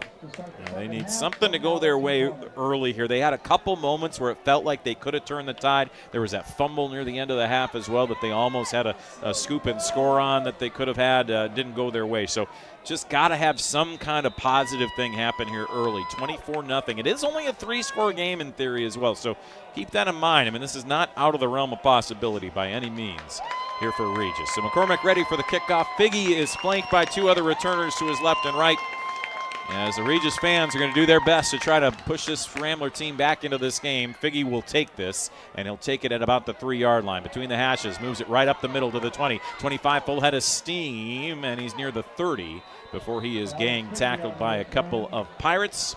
And off we go here for half number 2 as Henry Quintana makes the tackle. 11:54 left to go, third quarter. Regis' offense got to do something. We'll see if they do end up changing up their formations here, but a 24-point deficit. The urgency is there. Definitely needs to be.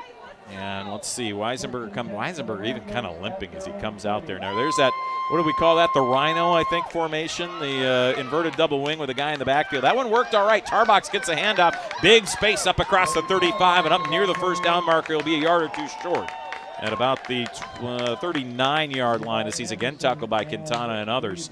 And a nice gain there on first down. That was a play that worked in the first half, didn't it? Yeah, I was surprised that as the second quarter went on, we didn't see Regis go to that play more often. But as we dubbed it in that first quarter, the Rambler Rhino, with that alliteration, certainly looking good. Go back to the Rambler Rhino here as well, and it is a fake hand up to Tarbox. They throw it over the middle. It's too strong for Gailing. He just airmailed him. I mean, he was open, probably not going to get loose by any means. There was coverage over the top from Anderson and Lozier, but nonetheless, Figgy was also wide open, it looked like, on the near side. Sounds like Dan saw that as well. And so, again, just trying to find that quick pass, that quick seam, because I think Regis, they want to score quickly here. They don't want to try to mess around with a long 6-7 minute drive. So, again, that Rambler Rhino offset of the inverted double wing, and now a whistle, and there's the early movement. Early movement here from the near side. I think it might have been Labor who moved early. Here comes the call. Dead ball. False start. Number 7 on the offense. 5-yard penalty. Main third down. I love when you get college officials because they give you the number, and it was Labor as well who was moving on that side. Also, Paul Lehman, your head referee here today. So back up 3 yards, makes it now 3rd and 6 instead of 3rd and 1.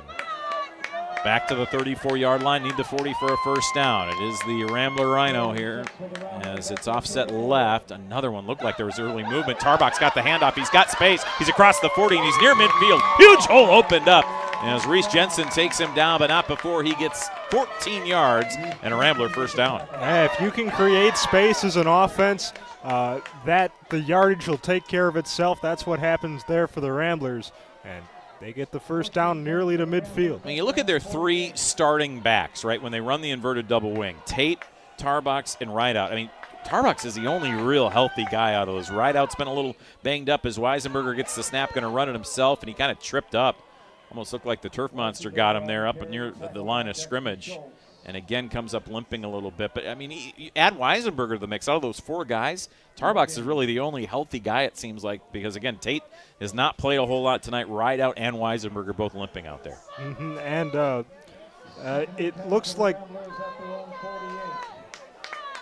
we'll see the Ramblers come back to the line here at the 48-yard line, 2nd and 10, 10:25 left to go third quarter. Again, there's that Rhino formation. Handed off to Tarbox. He's running student body right to the 50, 45. Got a block to the 40, to the 35, pulling a defender up to the 33-yard line.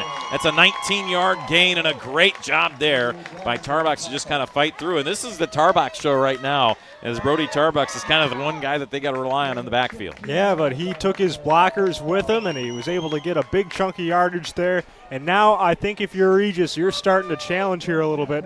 Remember, back to the early goings of that first quarter, it looked like Regis with the momentum to start the game.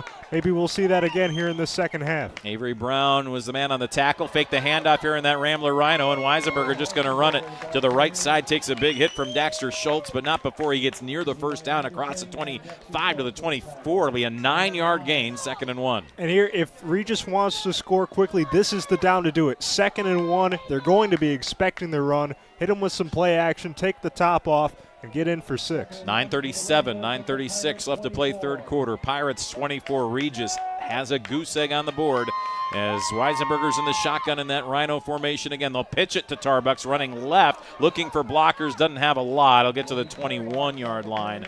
About a 3-yard gain on the play. It's enough for a first down. And they'll move the chains up to the 21. Yeah, well, hey, if you only need 1, get 3, that's good news. You get a whole new set of downs.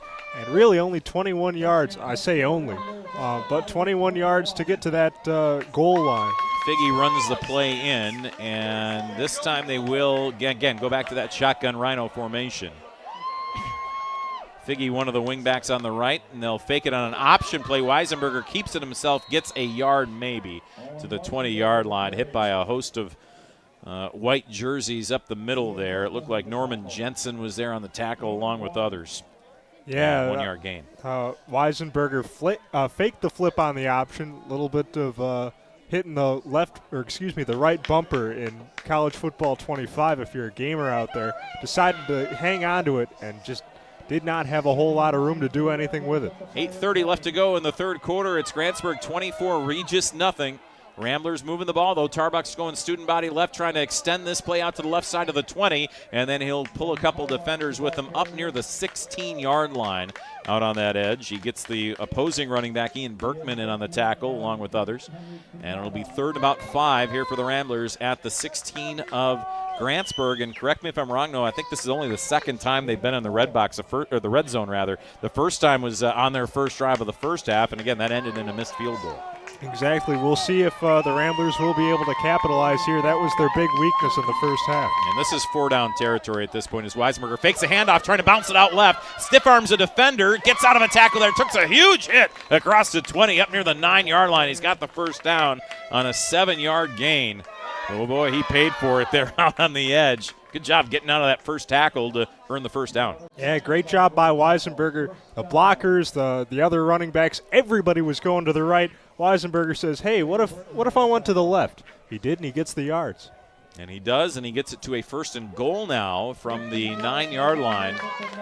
7:30 left to play here in the third quarter, and Regis down by 3 scores. High snap. They will get it down, though. Good job by Weisenberger running right side. Tarbox has the 5. He cuts it into the end zone. Touchdown, Ramblers. A 9-yard touchdown run for the man who's been doing the work tonight in Brody Tarbox, his 8th touchdown of the season, and the Ramblers are finally on the board with 7:23 left to play here in the third. That's a great job by Tarbox and this Ramblers offensive line. I think a big difference between this opening drive and what we saw in the first half, Tarbox and everybody was running with blockers, and that taking your blockers with you, it really opens up space. So Tarbox with the 9-yard touchdown run.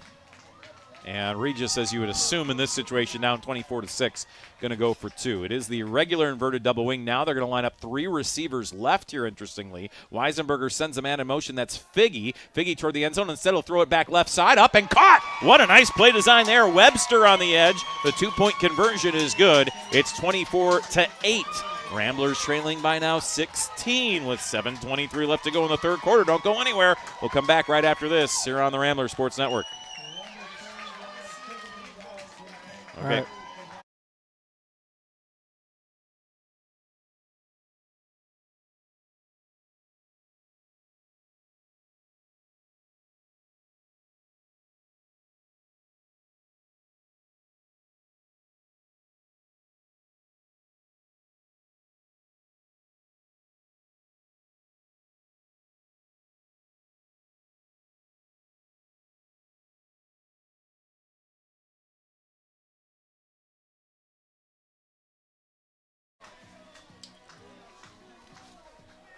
Welcome back in here to Carson Park. Nice drive there for the Ramblers to start this second half. 24-8. Grantsburg with the lead. Our man Dan Zahn's on the sideline. What did you see on that touchdown run there from Tarbox? Yeah, that was a great run there from Tarbaugh. I mean, that not only did the C's part perfectly for him to just be able to drive right in, but that was amazing blocking by the offensive line. They've been able to recoup after they started off very slow. Right now, only down 16. It only takes 1 to turn the tide. Yeah, it certainly feels that way, as it's kind of a bouncing kick, going to be scooped up by one of the upbacks on the far sideline around the 30, and not a whole lot on the return across the 35. It's about the 37-yard line. Anderson, who is the man who is the upback, gets the return to the 37, and that is where Grantsburg will start off here with 7:19 to go in the third quarter, rather. Kind of a hybrid between an onside kick and a squib kick there for Regis.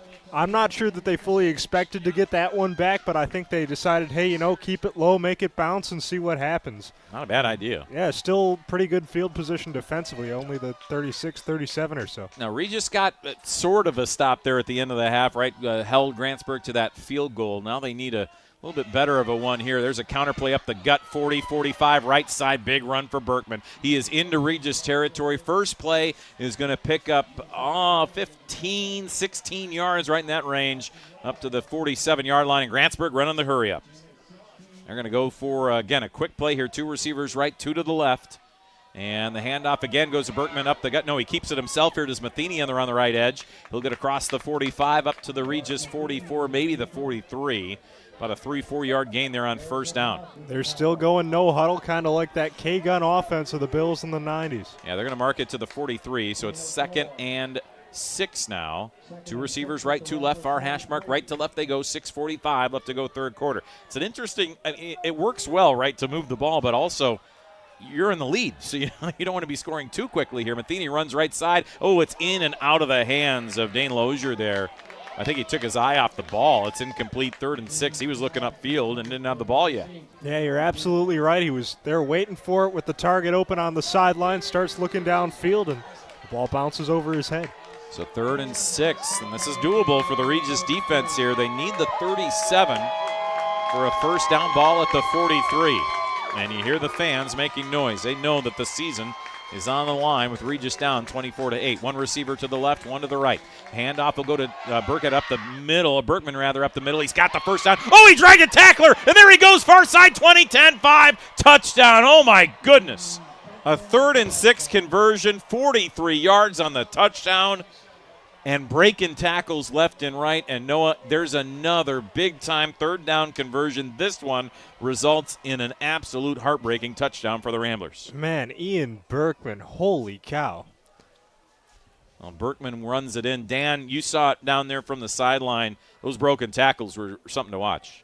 Yeah, and that was the whole name of the game right there. Those broken tackles were key for Berkman, who's been an absolute unit out there on the field. He not only does he play a halfback, but he's also one of their starting linebackers, and he has that muscle to be able to move bodies. McCormick hit a 36-yard field goal to end the first half. He'll take the extra point, almost blocked, but he'll get it through anyway, and it is a 31-8 lead for Grantsburg. 6:24 left to go in the third quarter. We'll take a quick break, come back right after this here on the Ramblers Sports Network.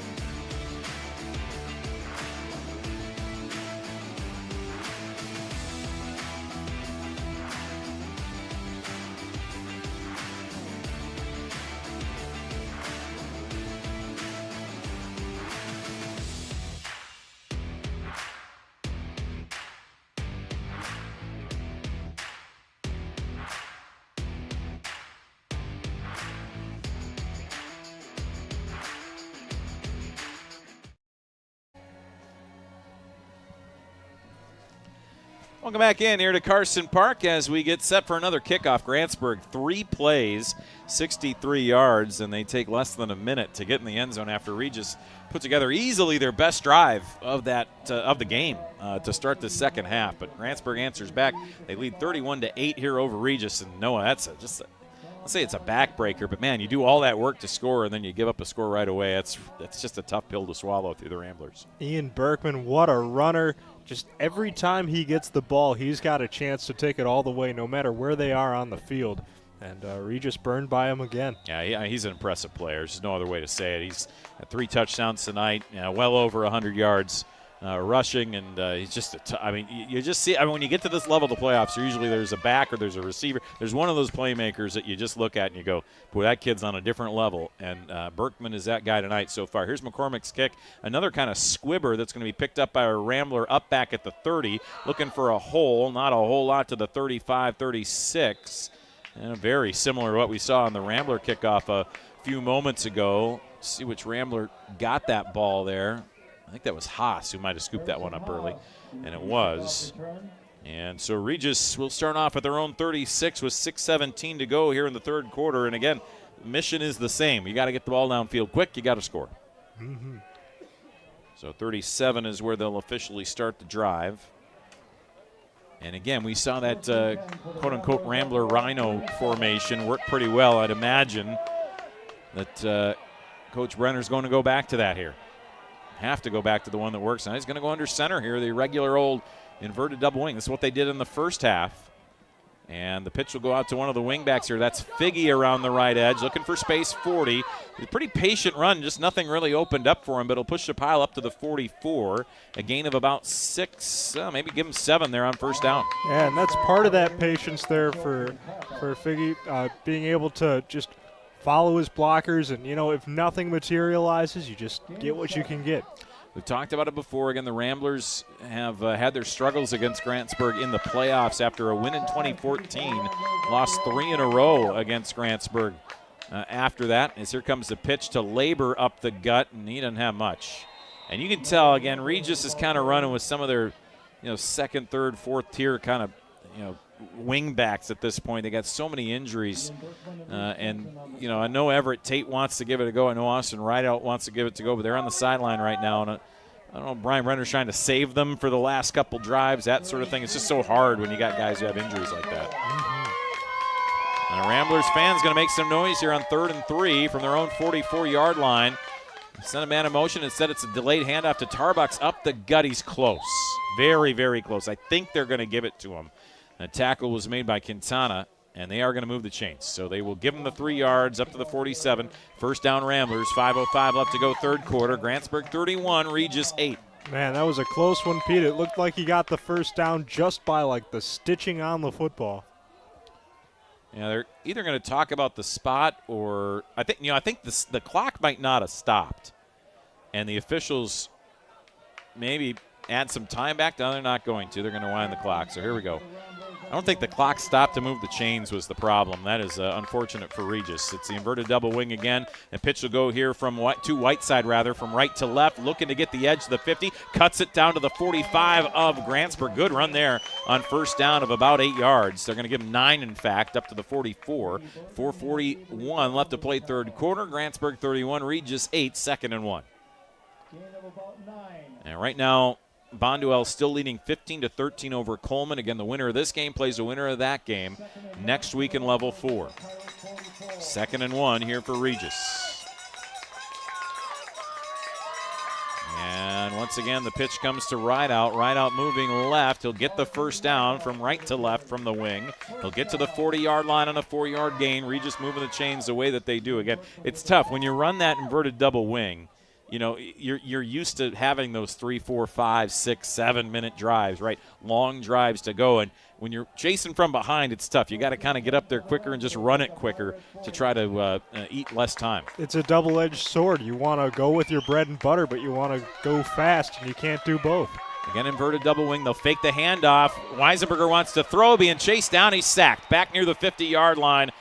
As Dane Lozier comes up, makes a sack on the far sideline there, and he'll be back at the 49 of Regis. It's a 9-yard loss. He felt the pressure immediately as they were trying to run the play action out of the inverted double wing, and it's a massive loss. 2nd and 19 here for Regis. Yeah, Weisenberger was dead to rights. As soon as that ball was snapped, Lozier got off the edge, and Weisenberger just had no chance.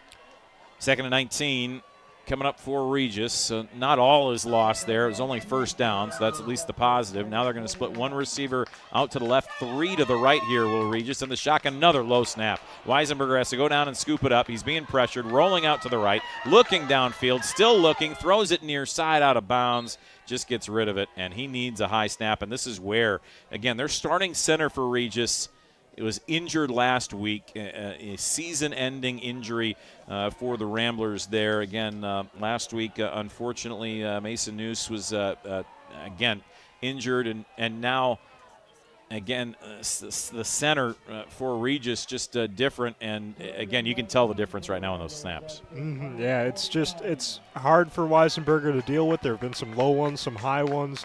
Just needs some consistency. This one a better snap. He'll fake the pass instead out of the shotgun. Hands it off to Tarbuck. What a grain up the middle across the 35. He got near the first down on 2nd and 19. Wow. Pardon me, 3rd and 19 rather. Now it's going to bring up 4th and about 2 after a 17-yard gain. What a draw play there to Tarbox. Yeah, a lot of space there for Brody Tarbox. He did a great job of taking all of it and getting all the yards he could. So it's 4th and 2 here to the 32-yard line. 4th and 2 for the Ramblers. And so Regis has a chance. It's against 31-8. Grantsburg with the lead. 2:30 left to go, third quarter. And Regis trying to keep their hopes alive by keeping this drive alive. It's the shotgun. Weisenberger running left. He's got the first down and more to the 25, and then he goes down. Hopefully okay. I think he may have went down just to go down there. Again, just almost like he lost an edge moving around the left edge there. He got up to the 24-yard line, 8-yard gain, and it'll be a first down here for the Ramblers. First and 10 for the Ramblers at the Pirate 24. So up to the 24-yard line they go. First and 10, 2:04 left to go here in this third quarter. Again, shotgun here for Weisenberger. Gets a good snap. He throws this one over the top. It's up, incomplete. Trying to go for Gailing. He was covered, but it was actually a pretty darn good throw. He tried to high point it there, and Gailing had some pretty good coverage downfield there from Berkman. If not for the good coverage, that's probably a touchdown. Yeah, listen, in life and in football, sometimes you're going to have to throw into triple coverage. And as dangerous as that is for Weisenberger, he put that ball right where only Gailing could get it. Great job. 1:56 left to go here in the third quarter. The Pirates 31, the Ramblers 8 here in level 3 of the playoffs. This is exciting. This is one of those where you don't regret the food you don't eat at halftime because it's just too exciting. It keeps your adrenaline going. You don't need any food as you come up here across the line, across the 20 to the 19-yard line. There goes Tarbox. I'm told we're being asked about what our favorite foods are, but how can we think about favorite foods at a time like this? I know. This is, I mean, score notwithstanding, you know, this is about as close of a three-score game as you can get. And Ramblers really not out of it. Yeah, again, get the score as close to the quarter mark as you can, right? Then you feel like you got a chance. Again, need those defensive stops. So first you got to score. Here comes Weisenberger in that, again, Rhino formation. Fake the handoff to Tarbox. He wants to run it himself. Doesn't have much. He gets back to the line. Maybe a loss of one to the 20. And on 3rd and 5, that's just a loss you almost can't take. It's now 4th and 6 here for Regis at the 20-yard line. 1:09 left to go, third quarter. And again, another 4th down. They converted one already in this drive. Now they need a big one here. They need a big one here. That 3rd down play wasn't there.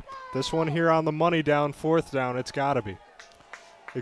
I would expect pressure from Grantsburg defensively, too. They're either going to come up the middle here, and Regis got to kind of use that pressure against them. Inverted double wing, send a man in motion here. That's Figgy. Weisenberger getting pressure, gets hit as he throws. It is incomplete. He was hit from behind by Dane Lozier again, and it's incomplete. They brought you were right. I mean, you're right on the money. Brought the pressure, and Weisenberger just couldn't get rid of it in time. Yeah, if they ran that play out of that Rhino formation, the Rambler Rhino and the shotgun, they might have had a chance. Just not time for a 3-step drop with all those Grantsburg Pirates coming into the backfield. But on that note, I've got a cherry slushy up here and a bag of popcorn. There you go. Again, it's a turnover on downs, and again, it's the game not over here yet, but now Regis got to come up with a stop of some kind. Grantsburg's probably going to get a steady dose here of Berkman as he runs it up the gut for 2. They should not have to run another play here if I did the math right on the play clock. That should be the last play of the third quarter with 27 and still ticking down. Grantsburg 31, Ramblers 8.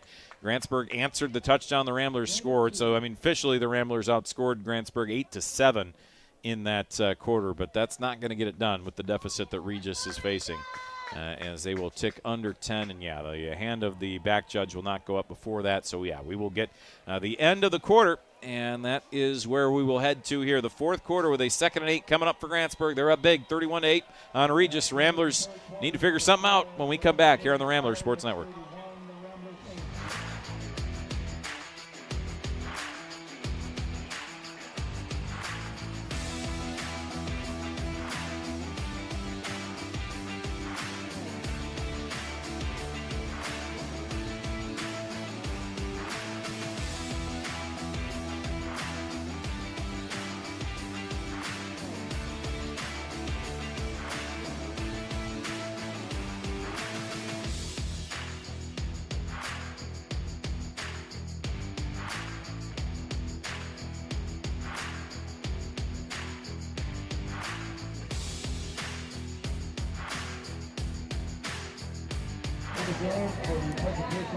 Welcome back in here to Carson Park.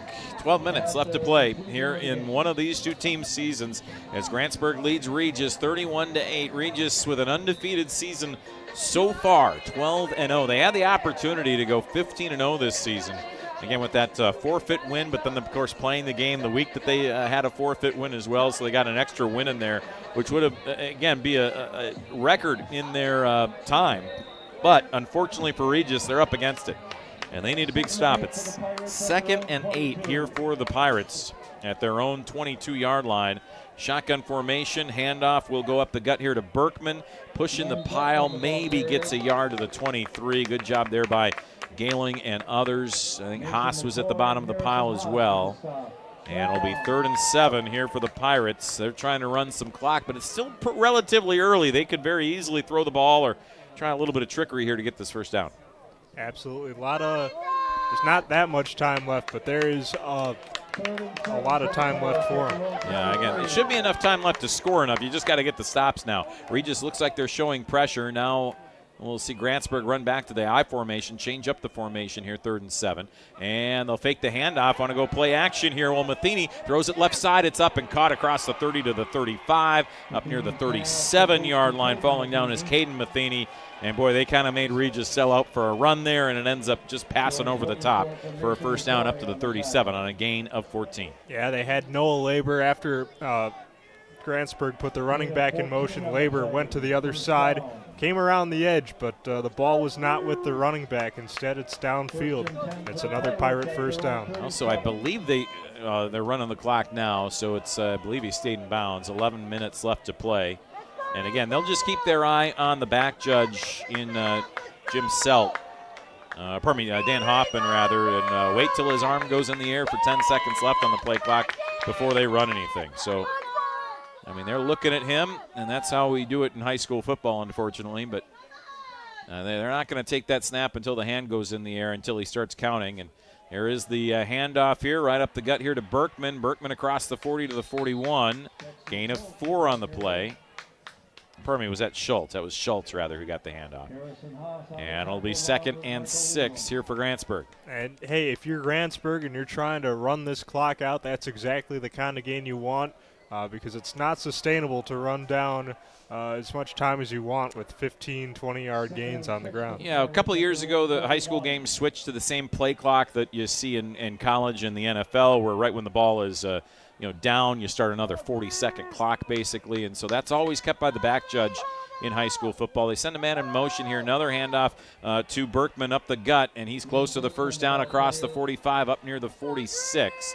They're going to mark him a yard short of the first down. 3rd and 1 now, and now Regis really got to stand up on defense here with 9:40 left to play here in the 4th quarter. But, yeah, they'll count that down from the back judge, and he'll put his hand in the air when there's 10 seconds left, and then he does a 5-second count for the last 5 seconds.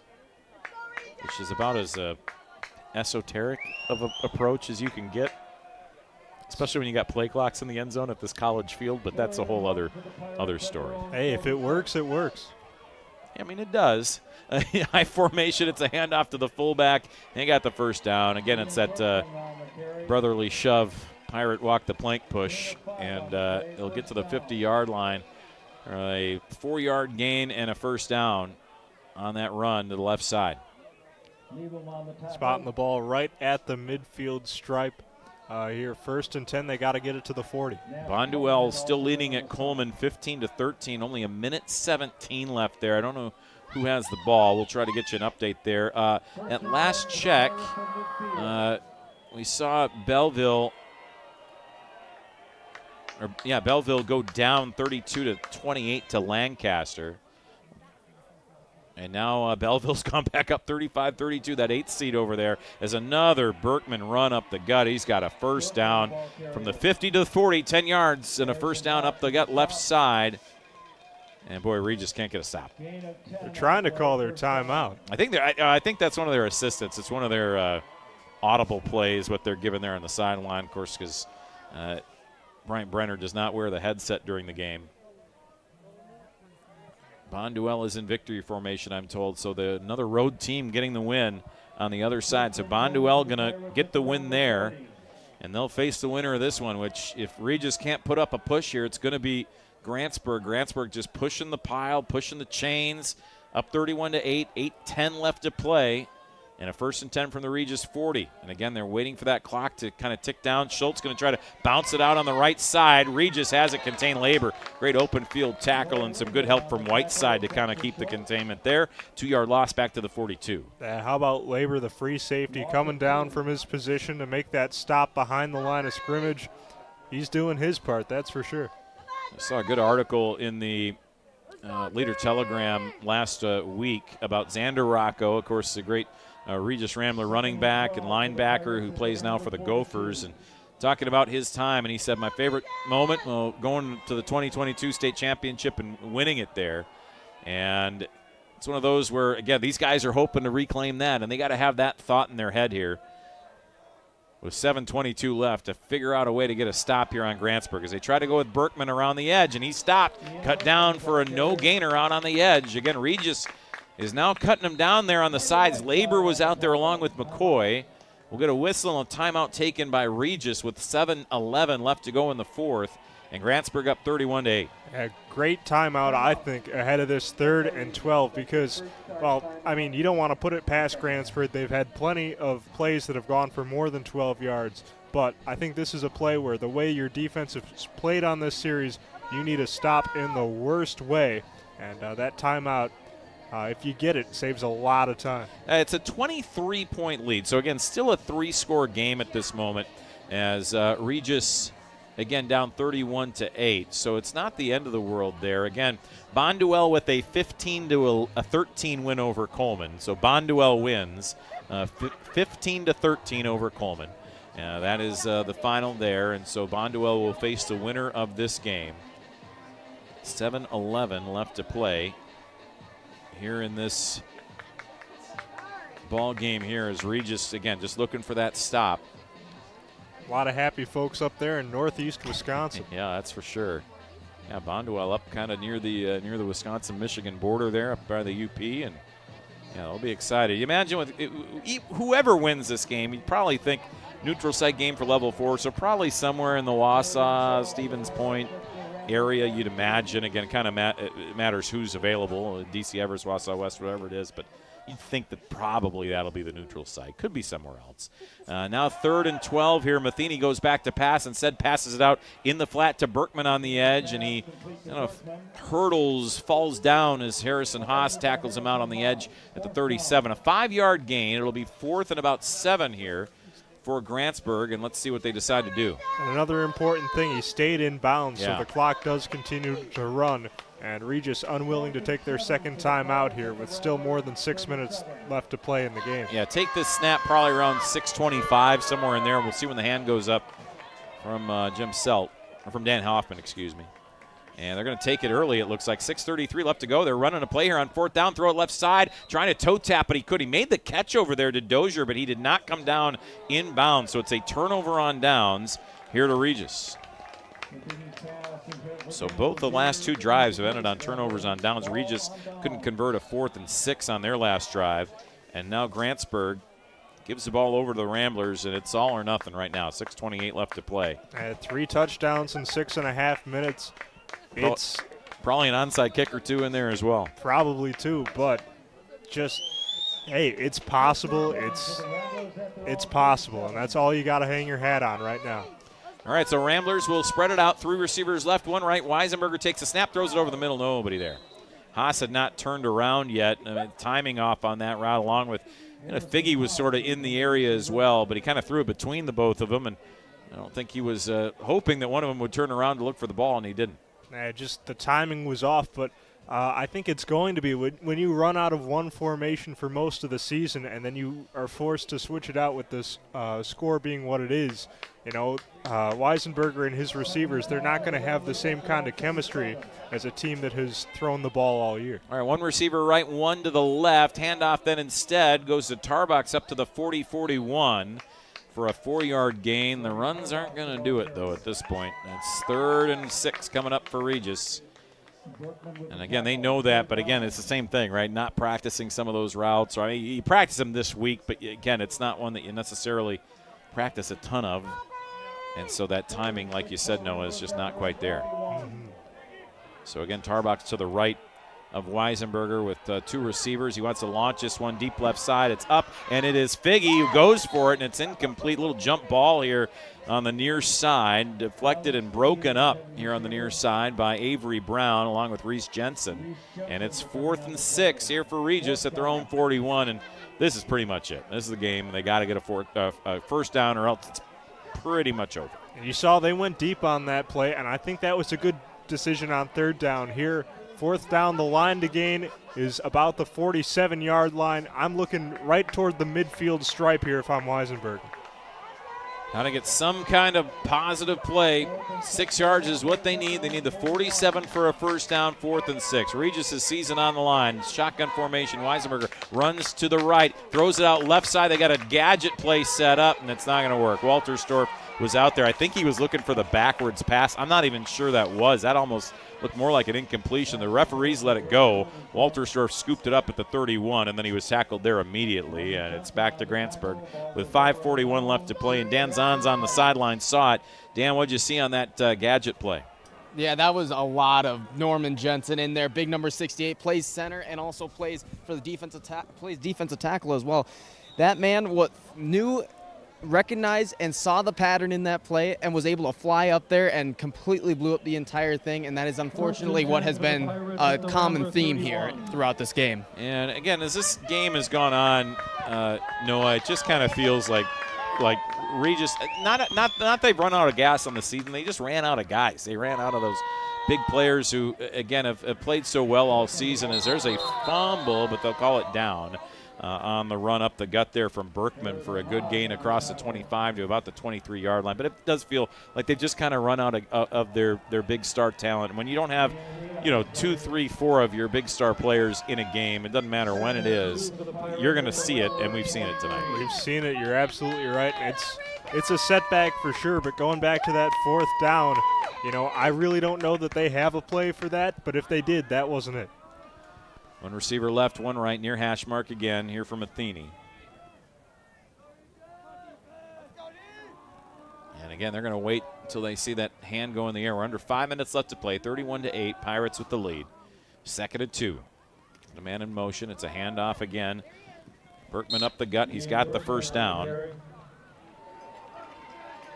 And that will be enough to move the chains up to the 20 on a 3-yard gain. So they move the chains, 4:47 left to go here in the 4th quarter, and this is starting to look like this might be it here for the Ramblers. 31-8, Grantsburg with the lead.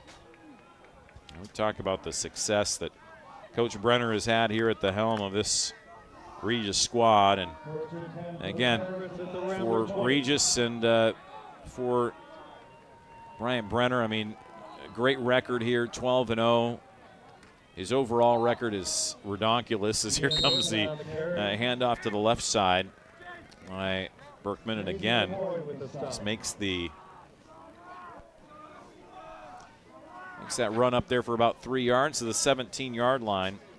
Like we said, it's just been impressive what Brian Brenner's been able to do with this program. And again, he's got an overall record of 172-32 in his 17 seasons. Wow.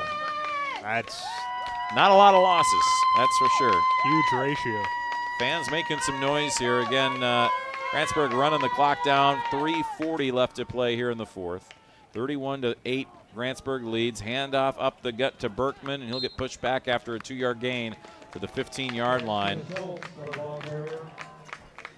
That is an .843 winning percentage for head coach Brian Brenner coming into this ball game, and he's one of the best in the business, and certainly well deserved. Been around for a long time. All the state championships as well. Again, 2016 and 2022 as well. And this team is again a lot of success. Grantsburg as well. And now they're going to go with a wildcat formation here, it looks like, of some kind. Lozier is now at the back on 3rd and about 6. He's going to run left. He just kind of puts his helmet down, pushes the pile up across the 15 to the 13-yard line. That'll bring up 4th down. And so they're not going to have to take a snap here until about the 2:10, 2:15 mark, somewhere in there. And it's going to be 4th and 4 here from the Regis 14-yard line with Grantsburg leading 31-8.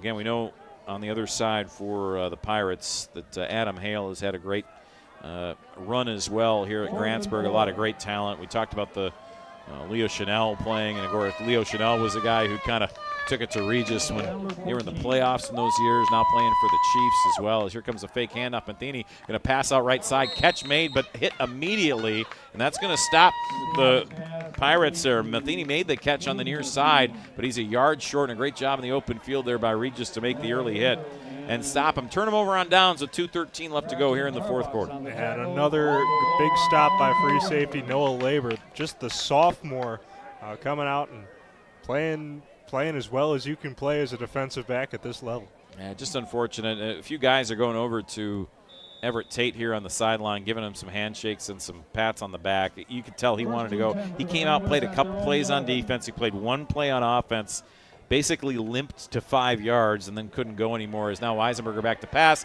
gets hit inside the 5, trying to get rid of it, but he can't. He's sacked.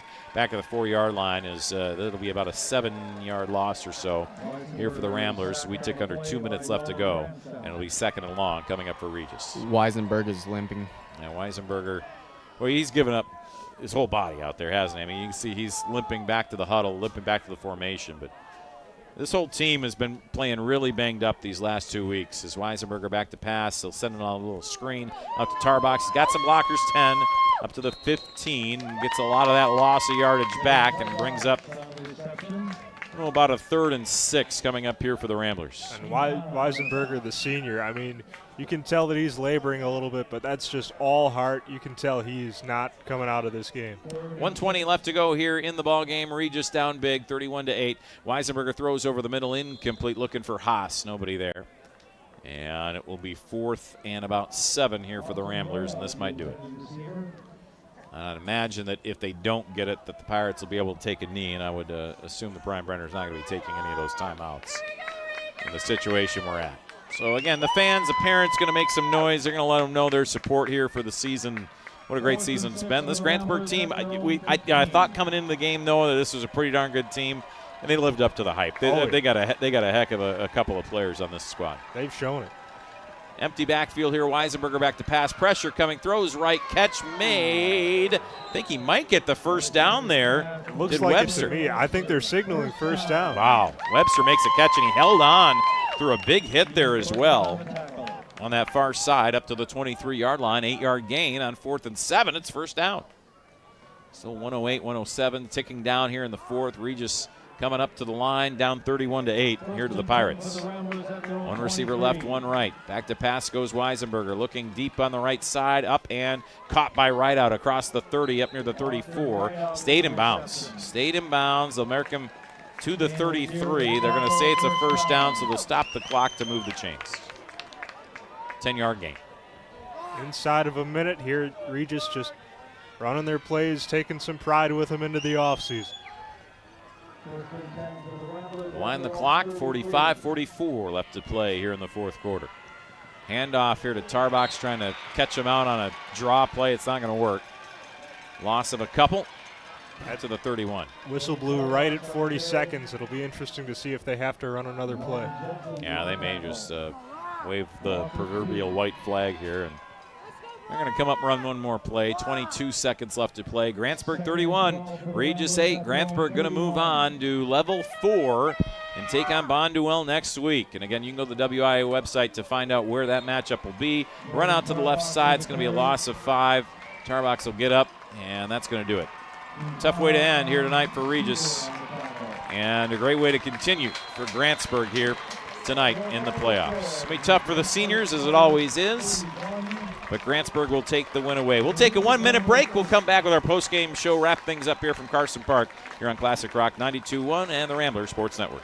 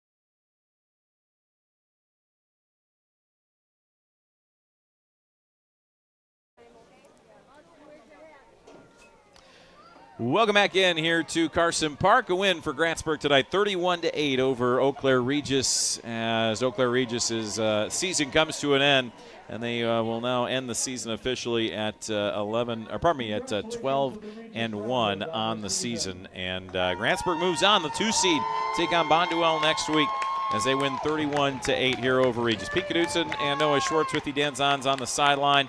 And those of you watching at home, Zane Cullinan was our technical producer here on the video side, and Sean Saka back at the studio on the radio side. Noah, final thoughts on this game? I mean, Grantsburg dominant early on, and boy, they showed off Ian Berkman, who is one heck of a tailback. He might be one of the best tailbacks in the entire state of Wisconsin with how he ran the ball tonight. Yeah, I calling Memorial football games, I got the privilege of watching Shamar Simmons run the football all of the regular season. I thought that he was the best high school back that I've ever seen. Ian Berkman blows him out of the water. Oh, wow, that's cow. a big claim right there. That's good. Yeah, no, I've just – because he's got all those 3 tools. He's got the elusiveness. He's got the size. He's got the speed.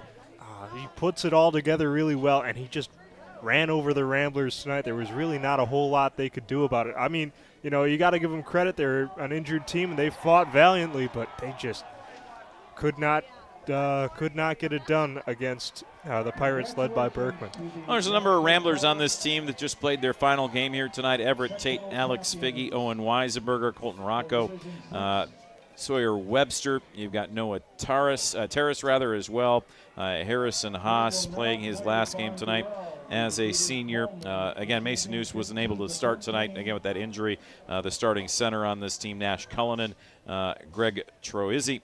And those are your seniors here for Regis that play their last game tonight as well. Always tough when you play your last game, but they got to level 3, which is pretty solid this season. And to do it the way they did here in the playoffs with just so many guys hurt, that's going to be the story for me. Is sort of sad for Regis fans because I think they'd love to have seen what this team could have done if they were fully healthy, but unfortunately the injury bug kind of got Regis at the wrong time. But don't take anything from Grantsburg. They're a good team. Just would have been fun to see both these teams at full strength play, because I think we would have had a really, really fun and tight game. Oh, yeah, and I think, you know, despite the way that the score was for most of that game, it was still tight and it was still hard fought until about halfway through that fourth quarter when reality kind of reared its ugly head based on the scoreboard. But really just all the credit in the world to both of these two teams, and a big hearty congratulations to the Grantsburg Pirates, who we'll be moving on next week. We'll start on the video side. Special thanks to Zane all season for making the video happen. It's been fun, of course, to be on the video stream with you all season long here as well. Hopefully I get to hang out at the new gym there in Bill Ullman Court over at Regis High School for some basketball games. And remember, volleyball tomorrow, 11:30 in the state final as well. They got a chance to do something real fun there and win a state championship. 11:30 over on WQOW.com if you do not have Spectrum, or on the side channel there on your old antenna, digital antenna there, 18.2 to watch tomorrow there. And for the radio side, I mean, you let me hop in here for Regis games for the playoffs, Noah, which I appreciate, but you got to call all those games this season for Memorial and for North, and fun first season for you on the radio side, yeah? Absolutely. I couldn't have done it without Dan Zahns and, of course, John Saka and Dan Price holding it down back in the studio, but it's just those guys, and it's especially Dan Zahns making me sound good. Oh, Dan, that's just kind of what he does. He just shows up and makes everybody else better. Consummate professional. Absolutely. I mean, that's what it is. Yeah, special thanks to Sean Saka and to Dan Price as always. I'm told Sean Saka, this is at least, we'll say for now, because you never know, but we'll say for now his last game producing for us. So, boy, he's had a long career, and he could probably tell me in my headset how long he's been producing games for iHeart and for Clear Channel and all that. He says 12, but it seems like it's probably been 20 or something. But I guess we'll say 12 for Sean. So special thanks to him for all that he's done, and been around for a long time. And a great dude for sure on the dial. So a lot of fun, Noah, and it's always fun to share a booth with you, and hopefully we get to do it a few more times somewhere, some way, some team. Yeah, we'll figure it out. We'll find a place to call one. Well, it's what happens, right? We just kind of hang around and look for the open headset, if you will. So that's what we'll do. Special thanks to all those who tuned in on the video and the radio side all season long. Again, for Sean Saka back in studio, for Zane Cullinan here, for Dan Zahns, and for Noah Schwartz. I'm Pete Knudsen. Your final score here in level 3 of the playoffs. It's Grantsburg moving on, 31 to Regis's 8. Chris Conn